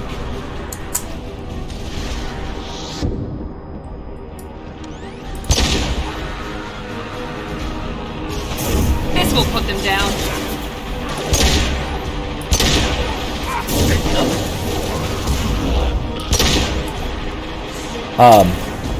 I might, yeah, like I said, I might just go straight to KOTOR 2. I have played 1 fairly recently, and honestly, I get incredibly bored with Taurus, the opening of KOTOR 1, to the point where I have a hard time getting through it. And that is the reason I'm always so hesitant to start KOTOR.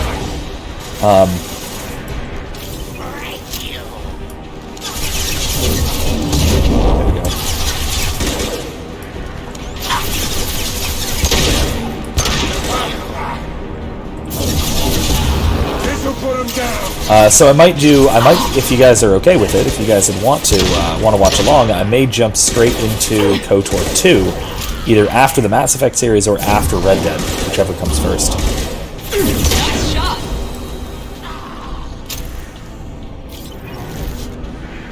So yeah, that is a fair point. It might be a little odd to have 2 different science fiction games going on at once.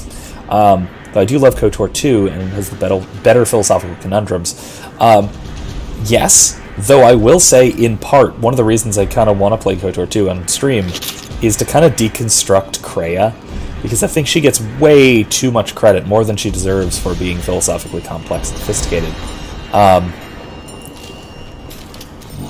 She's a pretty straightforward objectivist, if we're going... Well, I mean, honestly, she is the design for the sort of prototypical Sith, which largely is based on objectivism, so it's sort of Ayn Randian objectivism. It would certainly be a lot of topics to discuss. But like I said, I think Kreia gets a lot of credit for being very, very wise when there are a lot of faults in what she has to say, a lot of fairly obvious faults in what she has to say. So that would be one of the things that I really, really look forward to talking about. There are a lot of fantastic, actually well-done defenses of Kreia philosophically that I think just fail, and that could be some of the things I'd want to talk about. Yes, as WizKid says, she's a great character, but way too up her own ass. Yeah. The meme scenario of, like, telling you, well, how dare you help that homeless person, you know? It's like, so his life will be better? So he doesn't literally die right now? Calm down, Kreia. Oh, that's bad. That barely hurt me at all. I love tech armor.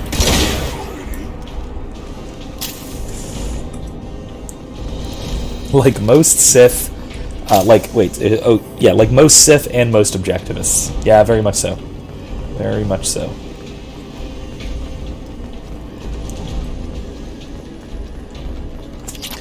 To be fair, it was KOTOR 1 that set the Sith code, where they came up with the Sith code. But realistically, a lot of the Sith philosophy comes from Kreia. That got carried forward into like Star Wars: The Old Republic, the MMO, and a lot of other sources. The cure, then reactivate the fans. All right, it's big honkin' boss fight time. So if I get quiet, it's because I'm trying to focus a little bit. But I'll try and continue talking a bit. Everyone choke and die. Then collectors make us strong. What do the collectors want? Collectors want plague. You work for Doctor. Turn on machines. Put cure in air. We kill you first. Enemies in front.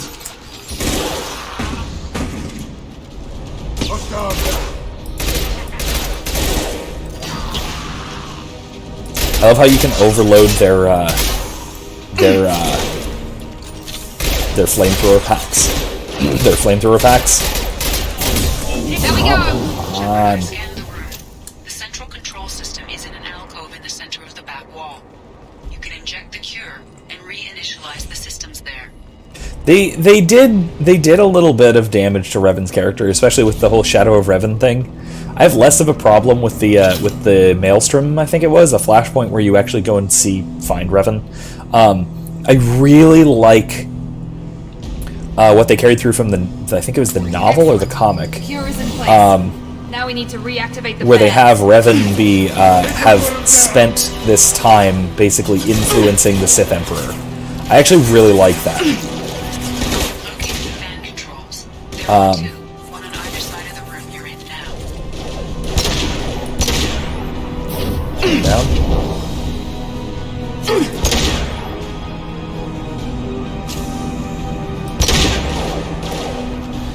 And you move forward a bit.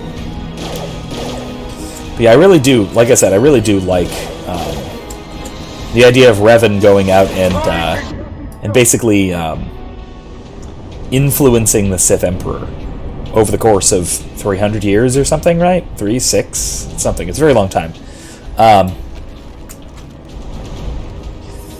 But I really do like that as a kind of place to take Revan's character from where he was in KOTOR. The way KOTOR said, the way the Vorcha said Doctor. Blew them all up. The way the Vorcha said Doctor reminds me of a lot of Doctor Who. Kind of. He almost sounds like a very sick Dalek. I don't know. Something like that. Funny thing about the Vorcha. All of the Vorcha are voiced by Mark Meer, the guy who voices Male Shepherd. The actual voice is not filtered. Like the Turians have a voice filter. The Vorcha, it's just Mark Meer doing a voice. for all of them. And the voice he does, a large part of it is he puts water in his mouth and he like gargles out the lines. It's a good shot. Anyone else want some? Yeah, I'm sure somebody else wants some. But yeah, I love that. Mark Meer does so many voices in this game that he doesn't get enough credit for from casual fans. The Hanar as well, I think.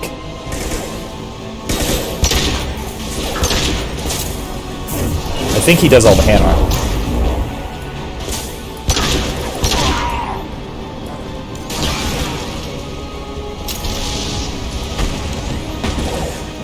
The Hanar do have a distortion effect. That is done in post-production. It's reverse reverb reverse. I know this because I've imitated the effect, and I know a lot of like BioWare YouTubers do the effects for like voiceover stuff. So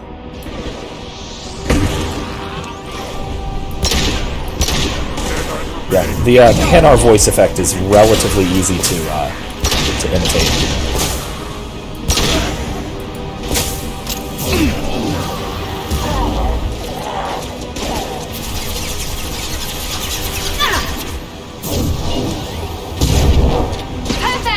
Nice. WizKid, the voice actor for Male Shepherd. Yeah, Mark Meer. Who is a great voice actor and a genuinely really cool guy.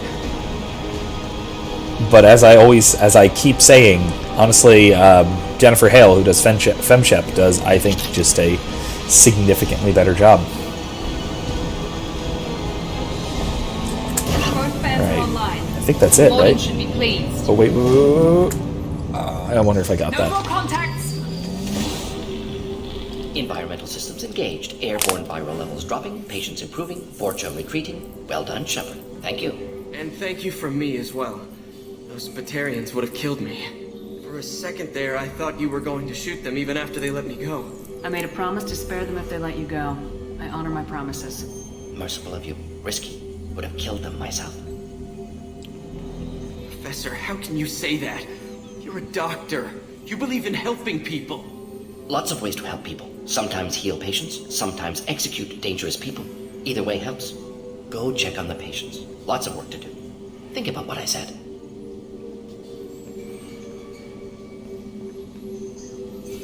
Good kid, a bit naive. He'll learn. Letting him take over the clinic. Should be able to handle it now that Vorcha are gone. We've cured the plague. Are you ready to help stop the collectors? Yes. Unexpected to be working with Cerberus. Many surprises. Just need to finish up here at the clinic. Won't take long. Meet you at your ship.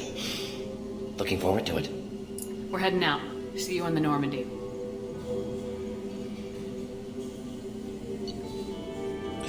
All right. So while we sit here at the end, the mission end screen with some nice music playing in the background,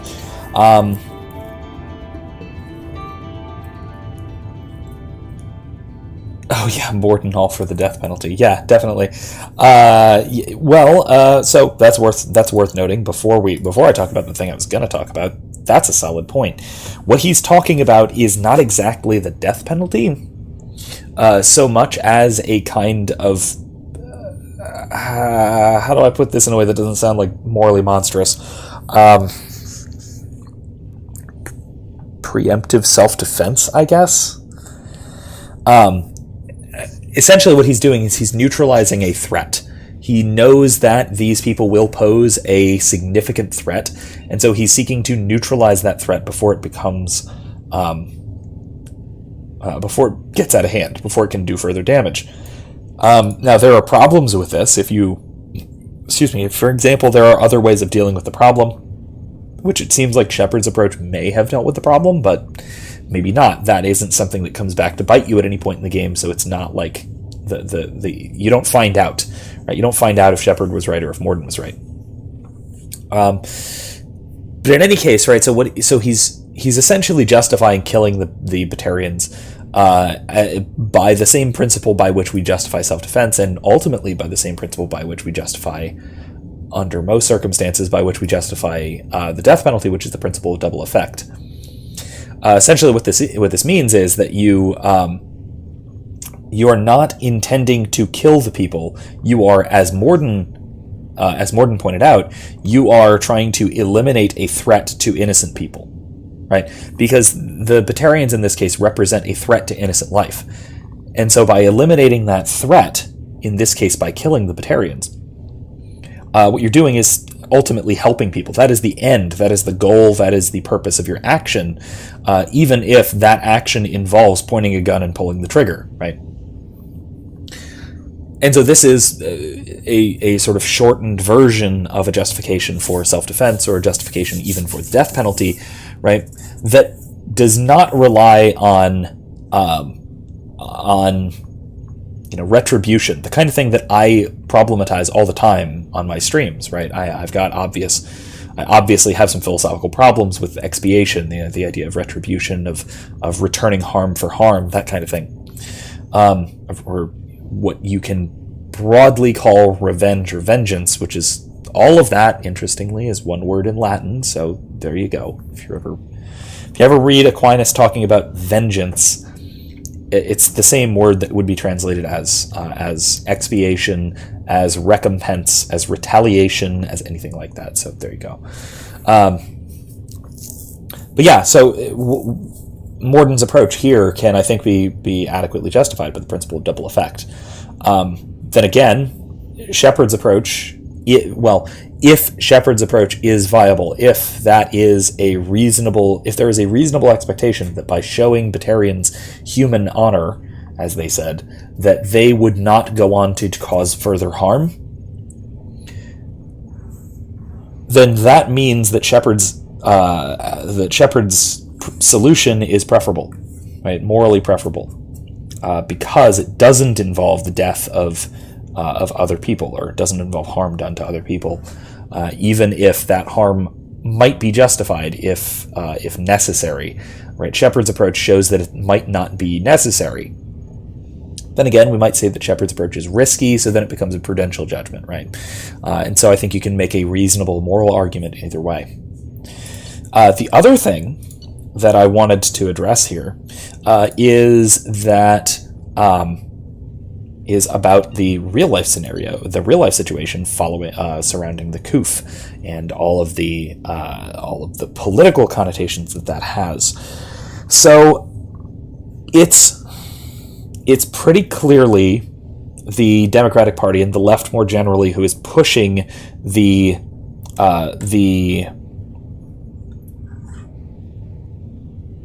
reaction to the plague. They're pushing the lockdown, pushing keeping things closed, pushing basically every governmental response to the disease that is being pushed by the left. Now, a political cynic will look at this, or maybe a political realist, but certainly a cynic will look at this and say, well, what they're doing is they're trying to tank Trump's economy so he doesn't win re-election. Or they're trying to turn people, they're trying to stoke fear, and fear promotes regime uncertainty, which is dangerous for an incumbent, right? So there are political goals here that could be pursued. However, it's weird to me that they're using disease. Right? And maybe it's just opportunism. Maybe it's just like, well, there's a disease, so I might as well make use of it, right? Alinsky kind of never let a crisis go to waste kind of thing. But at the same time, disease has a particular psychological effect on people. Right? Diseases trigger our disgust response. Right? It triggers our response that we want to our response to seek cleanliness, to sanitize. Right? And when that response gets triggered, that is the same response we have to fear of outsiders, is the same response we have to want to isolate ourselves from potential incursions, potential threats. Right? Because what is a disease but a threat from outside oneself that can be prevented by isolating? Right? Okay. What's weird about this is that reaction, right, that psychological reaction to things like a disease, Right? This disgust response or this fear response to an outside threat pushes people, psychologically speaking, politically to the right. This is a very reliable response, at least in the aggregate, psychologically speaking, right? People will tend more towards the right. They will want to put up barriers. They will want to use a very Trumpian term, close down borders, both in their own lives and in their societies, in response to a plague like this. So I think there is a fair chance that despite any efforts, and again, I'm talking only in terms of real politics here. I'm not talking in terms of, at the moment, I'm assuming the worst on the part of everyone here. So let's just get that out of the way, that this is obviously not the sole motivation for everyone who's doing things involved in this. Yada, yada, yada. Got it. Okay. But if we're taking purely real politics and taking sort of public choice theory into account, and that's all we're looking at, despite the best efforts of the Democrats and the left more generally to turn this crisis to their political advantage, I think there's a fair chance that it will backfire simply because of the nature of the crisis.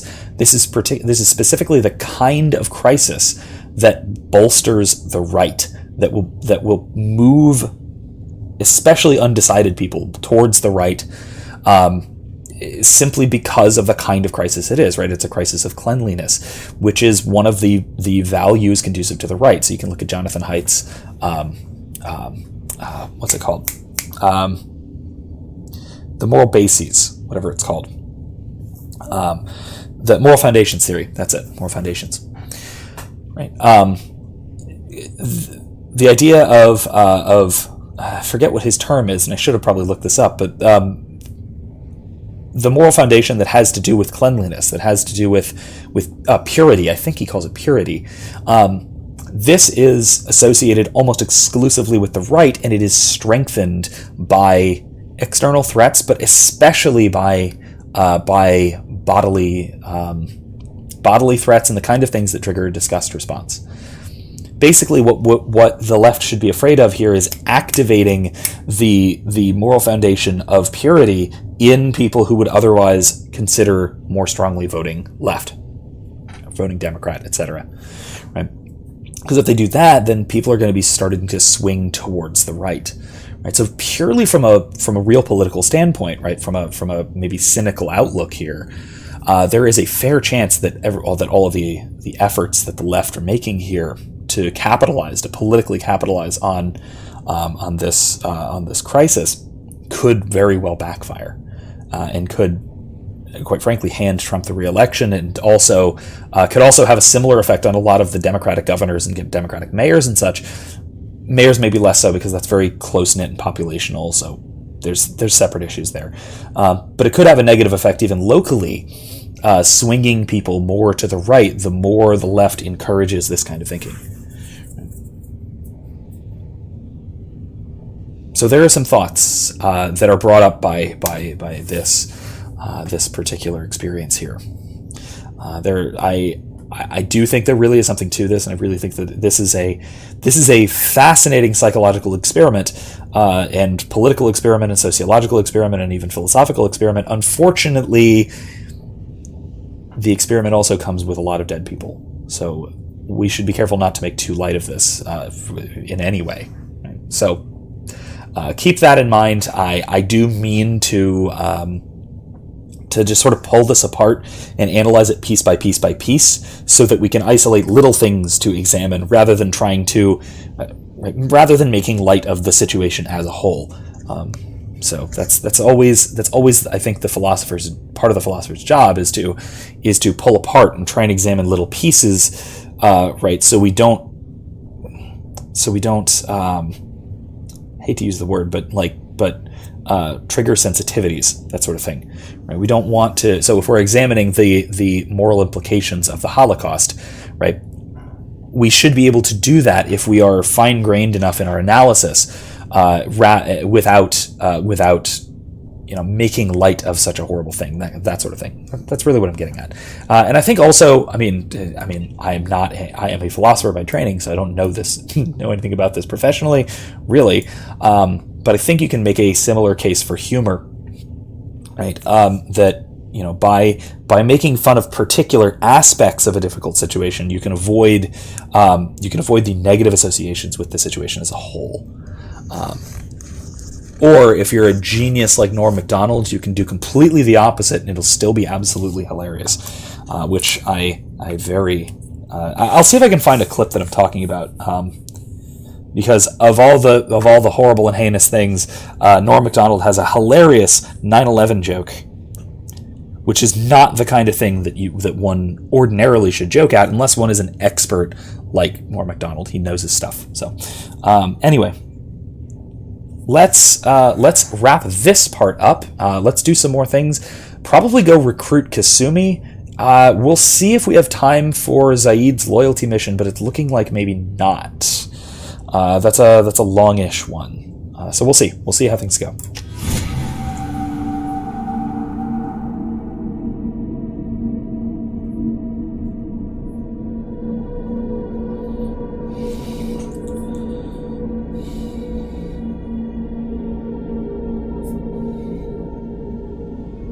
Welcome to the Normandy, Professor. It's an honor to have you on board. Yes, very exciting. Cerberus working with aliens. Unexpected. Elusive man branching out, maybe? Not so human-centric.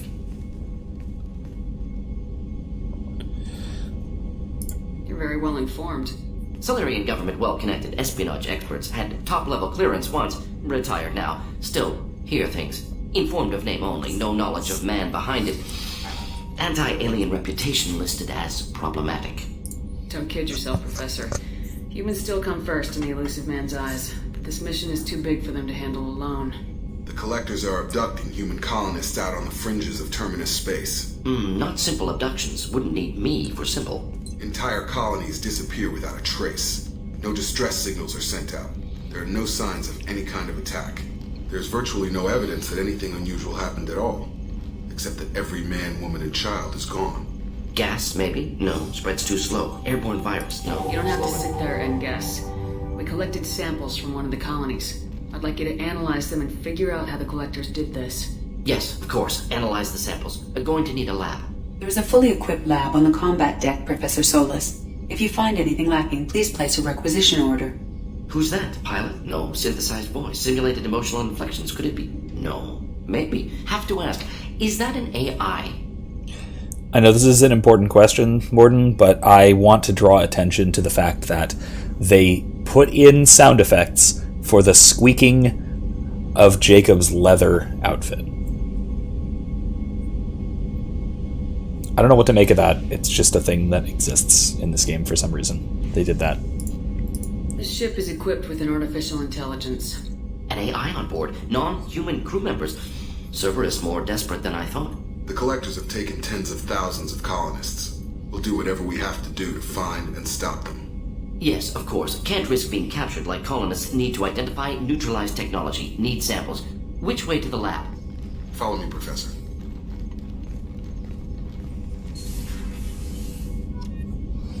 All right. So let's see his lab. Let's go talk to Mordin. We'll go through and talk to everybody else as well. All right. This is important. Prototypes first.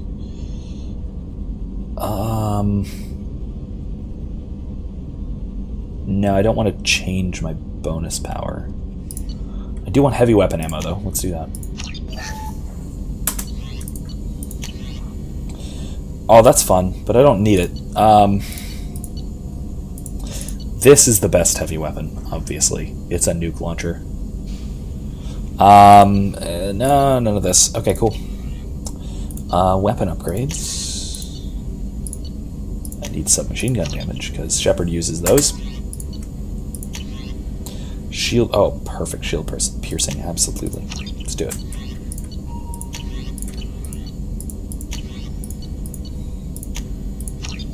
Yep.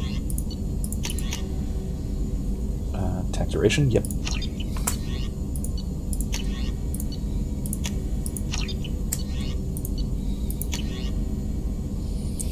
Oh, hey, Unity heals your squad to full health. Absolutely. That's phenomenal. Can I get that? Yeah.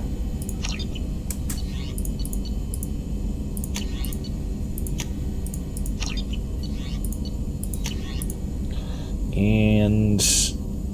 oh, yeah. Restores shield strength and health, both to full. That's perfect. Alright. I'll get those eventually, but not just yet, so I'm not going to bother with those yet. I'll wait. And I don't need anything else. Cool.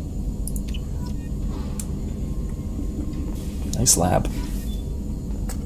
Shepard, how can I help? Have you got a minute to talk? Of course. Plague on Omega dealt with. Plenty of time to analyze collector intelligence. Impressive laboratory setup. Missed working for operations with a budget. AI in particular. Very helpful. Best setup I've seen since work with Special Tasks Group. Is your assistant Daniel settling in all right? Quite well. Safe and secure. Neighborhood mostly quiet with Plague gone. Left him the security mechs just in case. Can't be too careful. Also tired of mechs. Noisy. Never used them in STG. It must have been frustrating working on Omega with such a limited facility. Nope. Loved it. Limited facility presents challenge. Save greatest number of people using limited resources. Security threats, gangs, mercenary groups add additional difficulty. Quite enjoyable. Plague stretched abilities to limit. Couldn't have asked for more. Also, enjoy. Saving people, of course. Helping the helpless, greater good, all that too. Nice.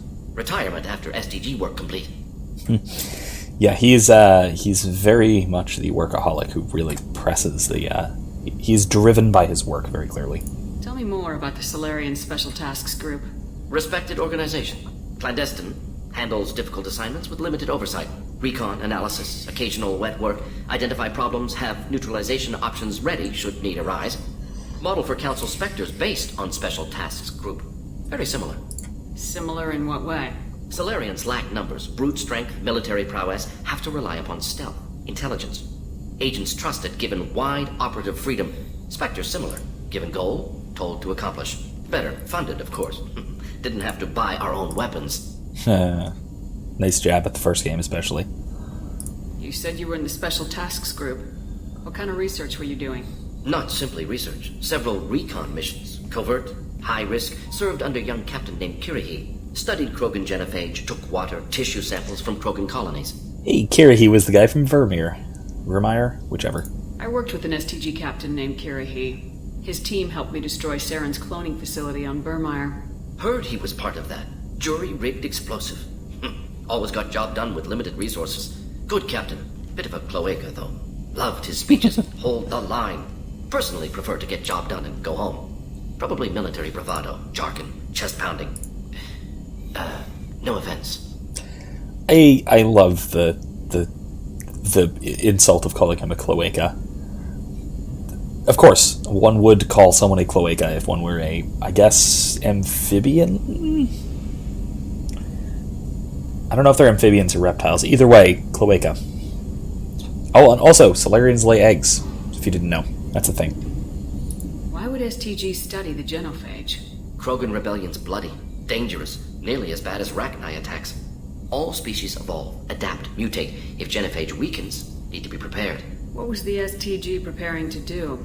Military schematics for likely Krogan population growth, political scenarios for attack points. Genophage reduced Krogan numbers. Species aggression unchecked, population explosion would be disastrous. STG helped check Krogan rebellions. Needed to be ready to do the same. Simple recon, nothing to worry about. What can you tell me about the genophage? Bioweapon designed by Salarian science team, deployed by Turians against Krogans to end Krogan rebellions more than 1,000 years ago. Affects every cell of Krogan body. Commonly and incorrectly considered a sterility plague. Actually adjusts viable fertility rates to compensate for high Krogan birth rate. Stabilizes to pre-industrial population growth levels. Nice talking with you, Mordin. Should get back to work. Need to study. So much data. Here if you need me. Yeah, so basically, yeah, it's genocide. So that's cool. Basically genocide. Billions of Krogans die each generation. It's nice. Okay, oh wait, yeah, no, that's fine. Actually, he should have the Matic too, honestly. Good, good, good. Good, good. That's Jacob. I help you with something? Any thoughts on how to prepare against the Collectors? They spec'd this ship to the original Normandy, but you were there. The Collectors cut her like butter.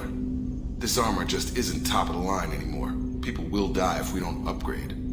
Alliance had some new toys in secret dev before I left. I could try and pull a few favors. Alright, let's totally do this. This is one of those things that you absolutely need for the final mission if you want to survive the suicide mission. You need to get, I think, all of the ship upgrades. Something that annoys me a little bit, that gun on the top there, right above Shepard's head, that is called the Revenant. It is not a gun, as far as I know, it's not a gun in this game. It doesn't appear until the next one, and it is one of the most absurd assault rifles in the entire series, because it is basically pure rate of fire. It has an absurd rate of fire, does pretty good damage, and it just sprays. It's wildly inaccurate, but it's a very fun gun to shoot. How's he doing? Can I help you with something? I'm more interested in just talking for a bit. Stop with the eyes. Cerberus has ranks, voice. but it's not the Alliance. No rules about fraternization. Your boat, your call. You want to get friendly with everyone? That's your business. Okay. You sound hesitant, Jacob. Am I putting you on the spot? You're trying to. Sorry if I knee-jerked. Cerberus puts a lot of suspicion in your head. I like you, Shepard. So talk, and we'll see how it goes. There's the leather squeaking again. Only child and no extended family. Never settled down. Didn't seem fair with this job. But you can't Nope, not gonna ask. Not gonna ask. I know you and Miranda worked together. I got the impression it might have been more than that. It got a little close. Then it got really far apart. The rest isn't your business, Commander. Yeah, there is a reason that I'm not going near him in a relationship manner, which will make a lot of sense come the third game if you're not familiar with it. Consider it dropped. I trust you to keep everything professional, Jacob. Thanks. That always bugged me about the Alliance. They didn't let people handle their own problems. Cerberus isn't any better. They just put more effort into hiding how much they spy on you. I'll have something to see by the time we're done. No doubt. We'll be right in the middle of whatever goes down. Anyway, I should get back to prep. Nice talking to you, Shepard. Let's do it again sometime. He's a legitimately cool guy. I like, Jacob's the kind of guy who I would genuinely want to hang out with. But at the same time, he is not nearly as interesting as most of the other characters in in this game, especially, who are just way over the top.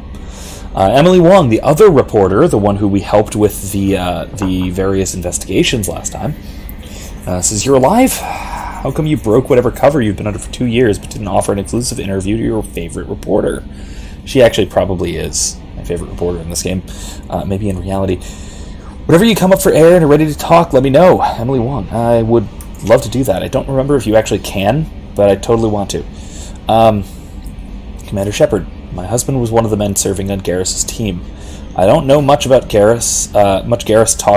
I don't know how much Garrus talked to you about what happened. I don't know the specifics myself, only that my husband died in a trap set by those bastard gangs. I know Garrus blames himself. He took every shot fired at his squad as a failure on his part. It was clear when he sent me the message about my husband that he thinks it was his fault. My husband would never have wanted that. He was proud of the work he did on Garrus's squad. He was taking back Omega from the gangs. He died fighting with honor. I miss him. God, I'd give anything to get him back. But whatever happened there, it wasn't Garrus's fault. You're his commander now. Please, if you can, help him stop blaming himself. And please don't tell him that I say this. Thank you. Nala Butler. Yeah, we're going to help him out. We're going to help him out. It'll take a little while, but we're going to... Ooh, cool. Come in. From Dr. Chaplis. Yada yada yada yada yada. You can heal your scars with a medical upgrade, or you can just think happy thoughts and the scars will heal anyway. I think I am going to heal the scars so they don't pop up in the next game. I prefer to keep them minimal. All right, that's it. Commander, you've received I know that. Mordin's psych profile warned of hyper behavior, but he is like a hamster on coffee. Eh. He's going to be a very productive member of the team. Anyway, what's up? Do you have a moment to talk? I always have time for you, Commander. Okay, never mind. I better go. Okay, maybe we'll talk later. What about the crew, though? How may I help you, Commander? Is there anything I should know? Nothing right now. Anything else, okay. Commander? That'll be do. all. I'll be here if you need anything. Alright, what about Joker? What does he have to say about our new, weird Salarian squad mate? Hadley, I heard about Ferris Fields. Any news on your brother? He's gone. They're all gone. But we'll get them back. Shepard and Lawson are on it. We'll get your brother back. And make sure the collectors pay for taking him. Yeah, there's a lot of that in this game. There's a lot of people losing people. Commander. I assume everything's going well up here? We're just having an argument over personalization of my workspace. Cerberus regulations are clear, Mr. Moreau. Personalization does not include grease on my bridge cameras. It's just mad that all its footage of me looks like a dream sequence. What do you think about the people we're picking up? Well, about the ones you went out with last, I would never say anything against Miranda and expect to survive the reprisal.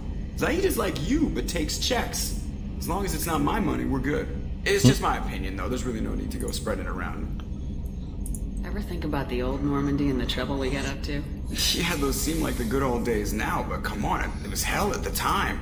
Geth, Saren, Sovereign, and then we got dumped. We're stuck in a weird place, sure, but back then it wasn't all sunshine and bunnies. What happened to the rest of the old crew? I heard most survived. Almost did. Presley didn't. The rest of us just sort of drifted apart. The Alliance didn't care. I don't think they liked all the non-humans in your crew. We were your team, Commander. With the Normandy destroyed and you gone, there wasn't much keeping us together.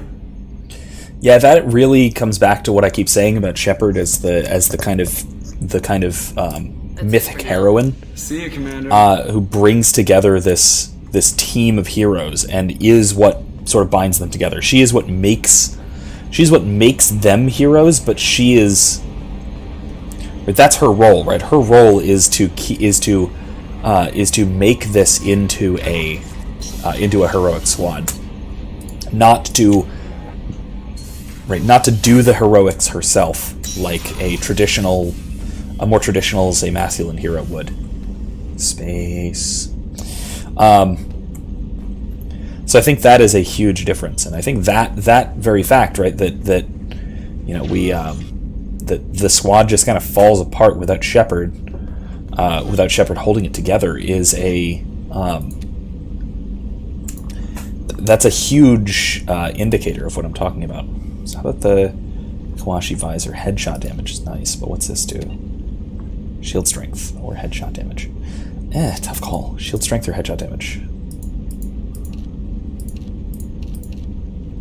I rely on shields. I don't ever want to take damage. And I basically don't, which is nice. Alright. Head downstairs, see who else has anything else to talk about.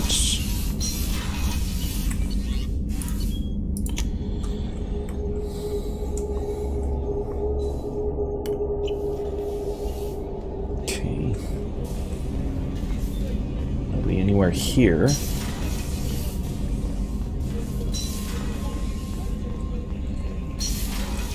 Talk to Dr. Chakwas. How may I help you, Oh, Commander? never mind. I'll see you later, Doctor. Nothing new. Commander. Edie's stuff is in there. Computers and whatnot. Thank you, Commander. Grouper put the new supplies to good use. Alright. How can I help you, Commander? Do you have everything you need? Absolutely. Since you set up my kitchen with proper supplies, thanks again. I won't take any more of your time. Back to work. Alright, so let's see what Miranda's up to, and we'll see what Garrus is up to, and then we'll head downstairs to talk to Zaid. Commander, what can I do for you? Have you got any ideas for potential upgrades we could make? A few ideas, yeah. Here, take a look. Alright, ship enhancements. Wow, that needs a lot of platinum. Iridium. Ooh, the speed of the planet scanning process. That will help so much for the stuff I do off screen. Let's do it. 100% yes. And you know what? Let's see what else Commander, is up. what can I do for you? Do you have a minute, Miranda? There's a lot to do, Shepard. Yeah, nothing. Maybe another time. I'll Okay. let you work. Of course, Commander. Alright, let's see what's up with Garrus then.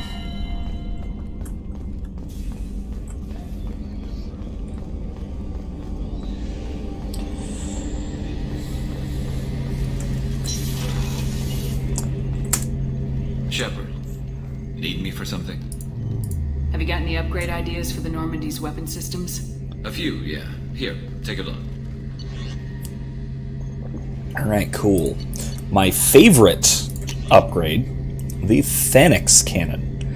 Turian-designed Thanix magnetic hydrodynamic cannon is ready to be installed in the Normandy. This cannon is powerful enough to destroy a collector ship with repeated hits.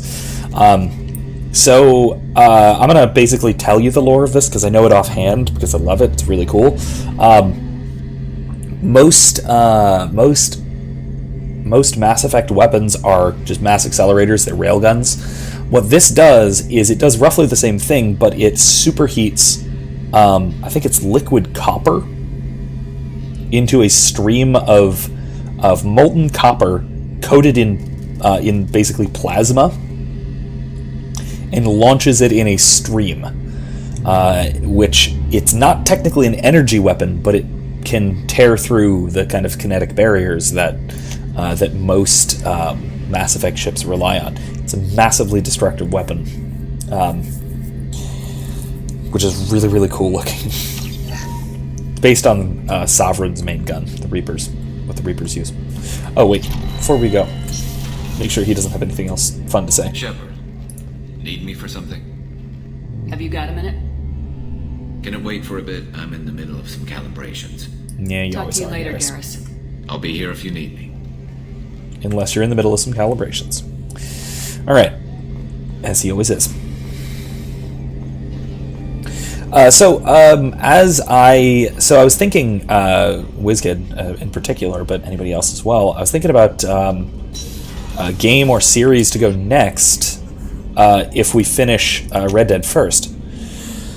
I might do a playthrough of all or part of the Dragon Age series.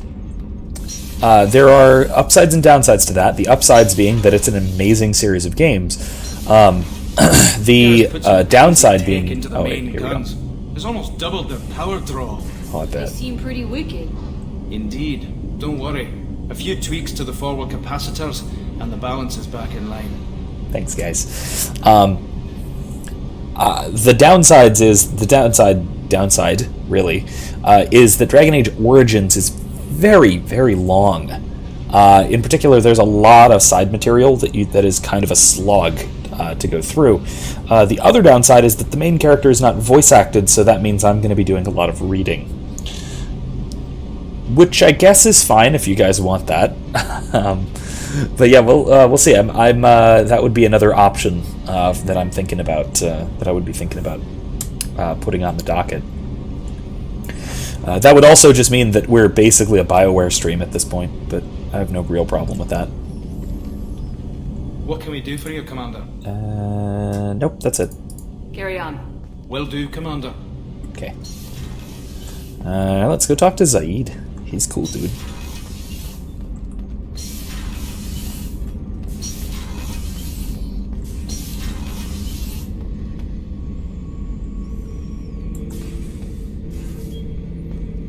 Thinking about past missions. Got a minute? You might learn something. Oh yeah, that's a model of the Veracon. Turian frigate. Hell of a ship. I led a mission to bring that thing down from the inside with just 5 men and whatever guns we could bring. No chance of success, but we did it. Everyone died but me. So I made out like a bandit. My first impossible mission as an independent contractor. There's been many since, but nothing so goddamn sweet as watching that Turian warship crash planet-side. Hey, badass. Don't touch. That rifle's older than you are. I call her Jessie. That's my lucky charm. More men have been killed with that gun than died in the Skillian Blitz. The day I laid her to rest was the saddest day of my life. I give up every weapon I own for one more mission with that shitty old rifle. Oh, look at that gun. First of all, that's not older than Shepard. But whatever. And what other cool stories you got? Beauty, isn't it? Pried that off the Krogan warlord, Kazak. Used to run the blood pack out of Omega about 17 years ago. Wasn't even a job. The guy just thought he'd hijack a freighter I was hitchhiking on. Big mistake. I goaded Kazak into one-on-one combat. Took out his legs, grabbed his gun, and killed every blood pack bastard in the room. That was the most beaten Krogan I've ever seen. Kept a helmet to remind me of that pained expression. Garbage compactor. Neat.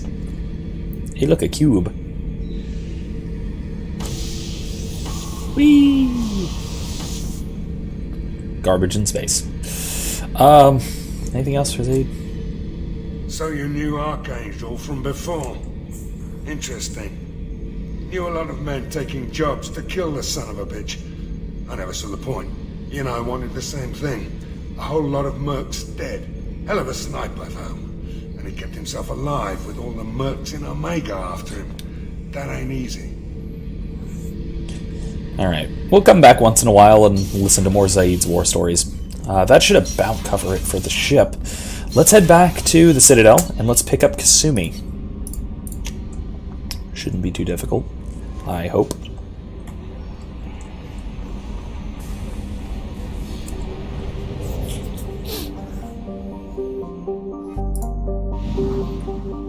Let's see, do I need probes? Yeah, I do. Now I can do, we'll do, I tell you what, we might do the, Normandy crash site first next time, because that's a very nice and somber kind of thing, but it takes a while. It takes probably, I would say, at least 30 or 40 minutes. To do it now would be kind of pushing it. For now, let's go recruit the Master Thief at the Citadel. Let me see if there's any other equipment we would want to buy.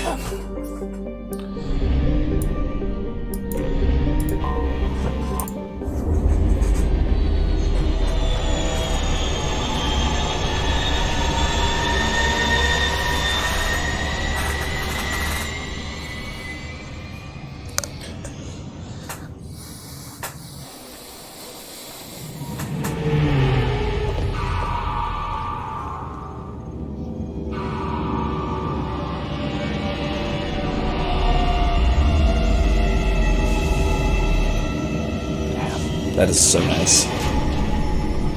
Like I said before, I really like the Normandy SR2 even more than the SR1.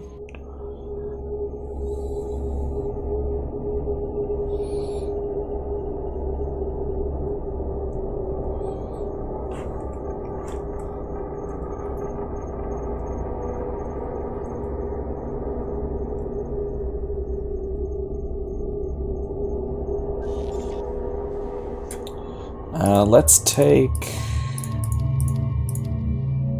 Garrus, obviously, and Mordin? I don't know who to take for... Yeah, let's take Miranda. Garrus and Miranda sound good for recruiting a Master Thief. We got the cop, and we got the Cerberus cheerleader, so to speak. Alright, let me see. I got squad points I can buy. I can upgrade powers. I kind of really want tech armor. Yeah, I kind of... Well, actually, no. What I should do is I should save for that. Yeah, I'm going to save up for that. For,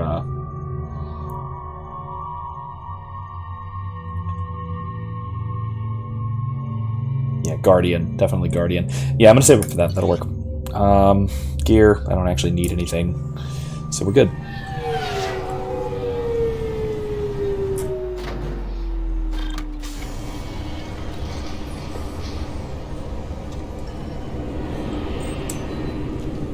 Commander Shepard, Enter the password and receive a free gift. Oh hey, look at that. Please tell me your password, Commander Shepard. Silence is golden. Good to finally meet you, Commander Shepard. Kasumi Goto. I'm a fan. Has Cerberus filled you in on the mission?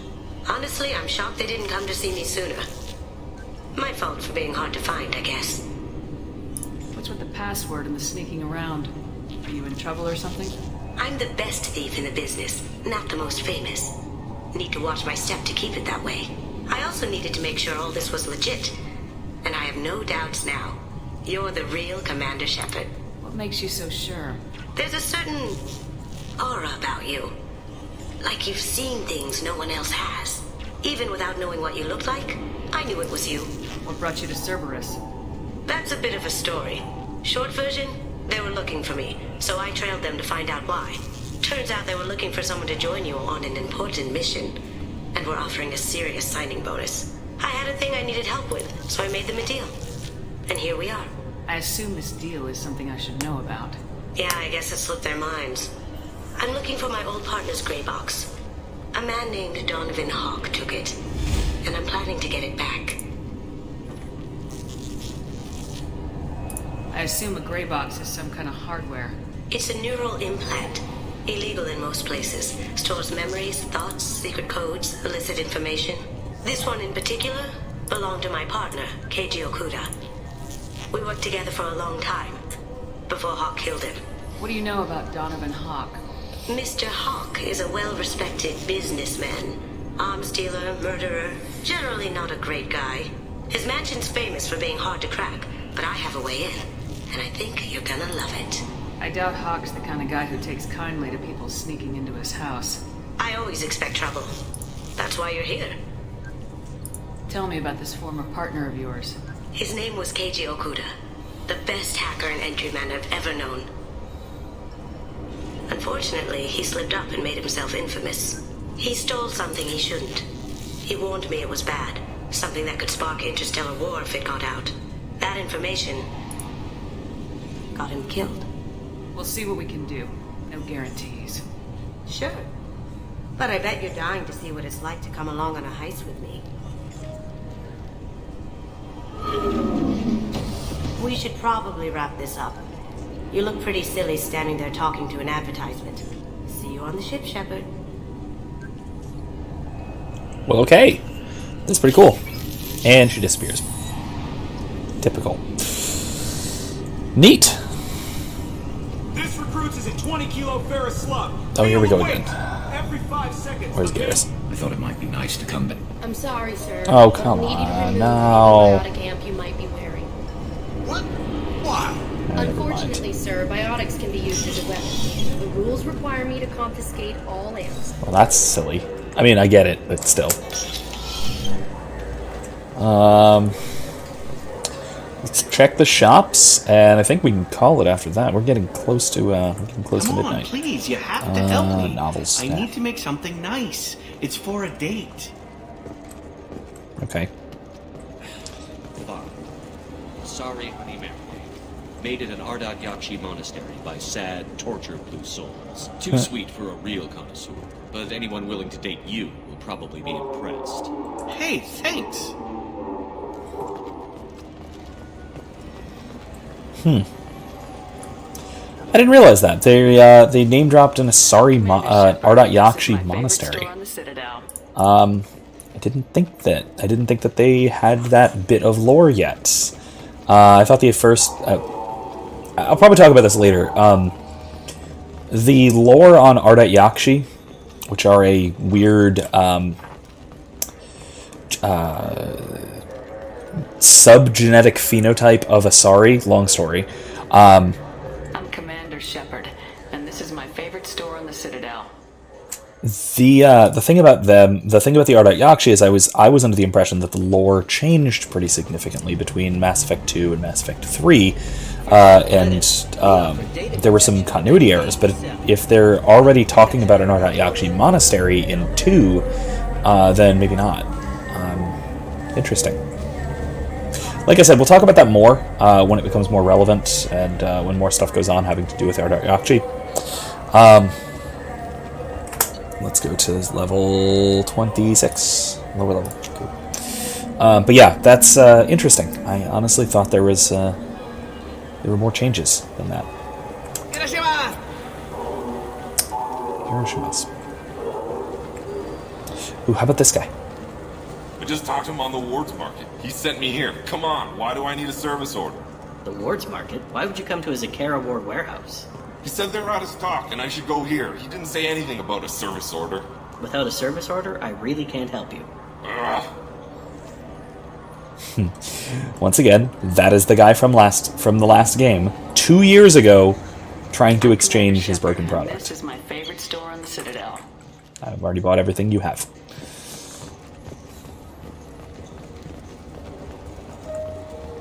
What about Mara? Commander Shepard, and this is my favorite store on the Citadel. Also nothing. All right, that's it. We've bought everything there is to buy on the Citadel, except for that sniper rifle upgrade, which we'll eventually probably get once we're swimming in credits. All right, so I think what we'll do is head back to the Normandy. I want to talk to Kasumi. See how she's adapting, and skedaddle.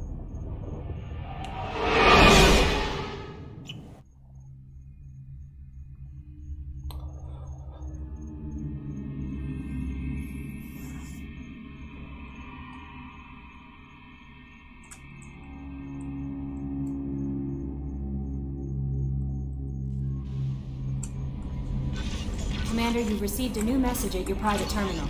Have I now? This is from, was it Daniel? Yeah, Daniel.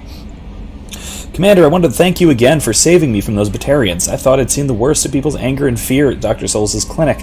I had no idea how much anger his work was keeping in check. How bad it really was. If not for you, I'd be dead. Thank you. The clinic is doing well. I got rid of most of the plague, and I've been able to handle the rest without too much trouble. The Blue Suns keep offering to take over security here. I keep the mechs powered on. I won't make the same mistake twice. Thanks, Daniel. Yeah. So yeah, that's good. He's doing well. He learned from Mordin. The ship. Such a nice ship. Oh, yeah, no problem. No problem, Wizkid. Understandable. That sort of thing happens. How about the squad? What do you think about the people we're picking up? Well, about the ones you went out with last, I would never say anything against Miranda. It seems like Garrus has finally worked that stick out of his butt, but now he's trying to beat guys to death with it. I can't believe I like the old Garrus better. It's just my opinion, though. There's really no need to go spreading it around. I love that bit. I assume everything's going well up here? Good for now. Fractured my thumb on the mute, but I think I made my point. That's it for now. See you, Commander. I love Joker.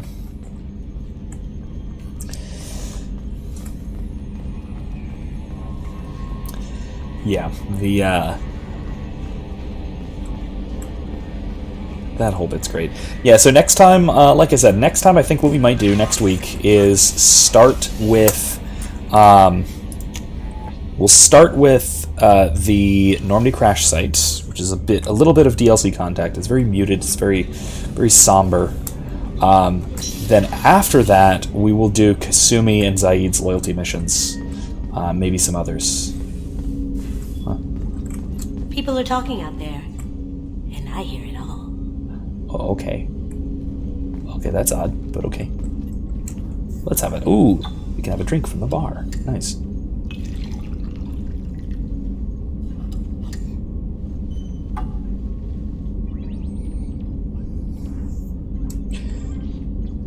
Let's mix. Wizkid says it didn't want to charge and then died completely and needed to hold a charge again. Needed time to hold a charge again. I need to sleep. Yeah, gotcha. Well, like I said, we are close to wrapping up for the night. I just want to talk to Kasumi a little bit and then probably call it. Might do some more random stuff off stream, just a little bit here and there. That painting has a special place in my heart. An art collector hired me to steal it. When I got there, the painting was gone. On the way out, I saw it being hauled off by another thief. I chased him down, tackled him, and took the painting. That's how KG and I met. We never did turn it into our employers. Nice. The Red Rose. That used to be my calling card when I first started out. In place of whatever I took, I left a single red rose. It wasn't until I met Keiji that I realized how silly it was.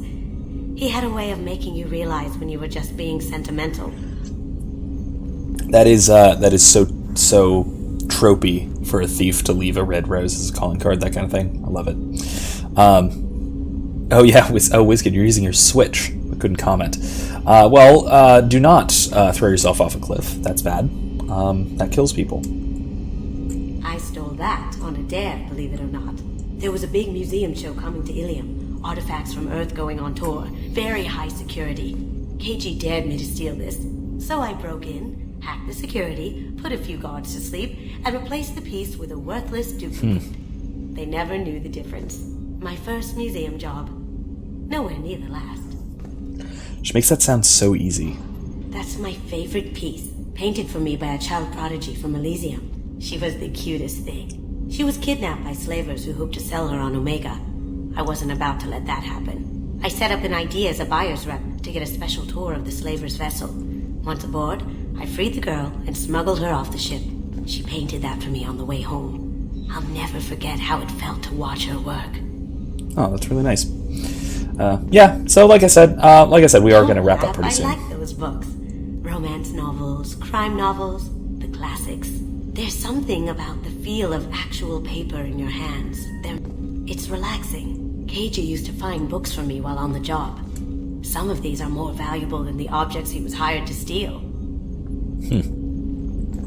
I usually travel hidden away in cargo bays. It's nice to be able to look out a window for a change. Nice. Anyway, if you gotta go to sleep, that's cool. I am also probably about to get ready to head out. I think we're about done for this time. I'm probably going to do a little bit of planet scanning and stuff off stream. I don't want to have to load up the playlist with that sort of thing. But in any case, thanks for joining us for the night. Like I said, next time we're going to be doing some DLC content for the most part. We're going to be doing the Normandy crash site, which is a nice somber sort of thing, and then we're going to be doing Kasumi's and Zaid's loyalty missions and whatever else we have time for.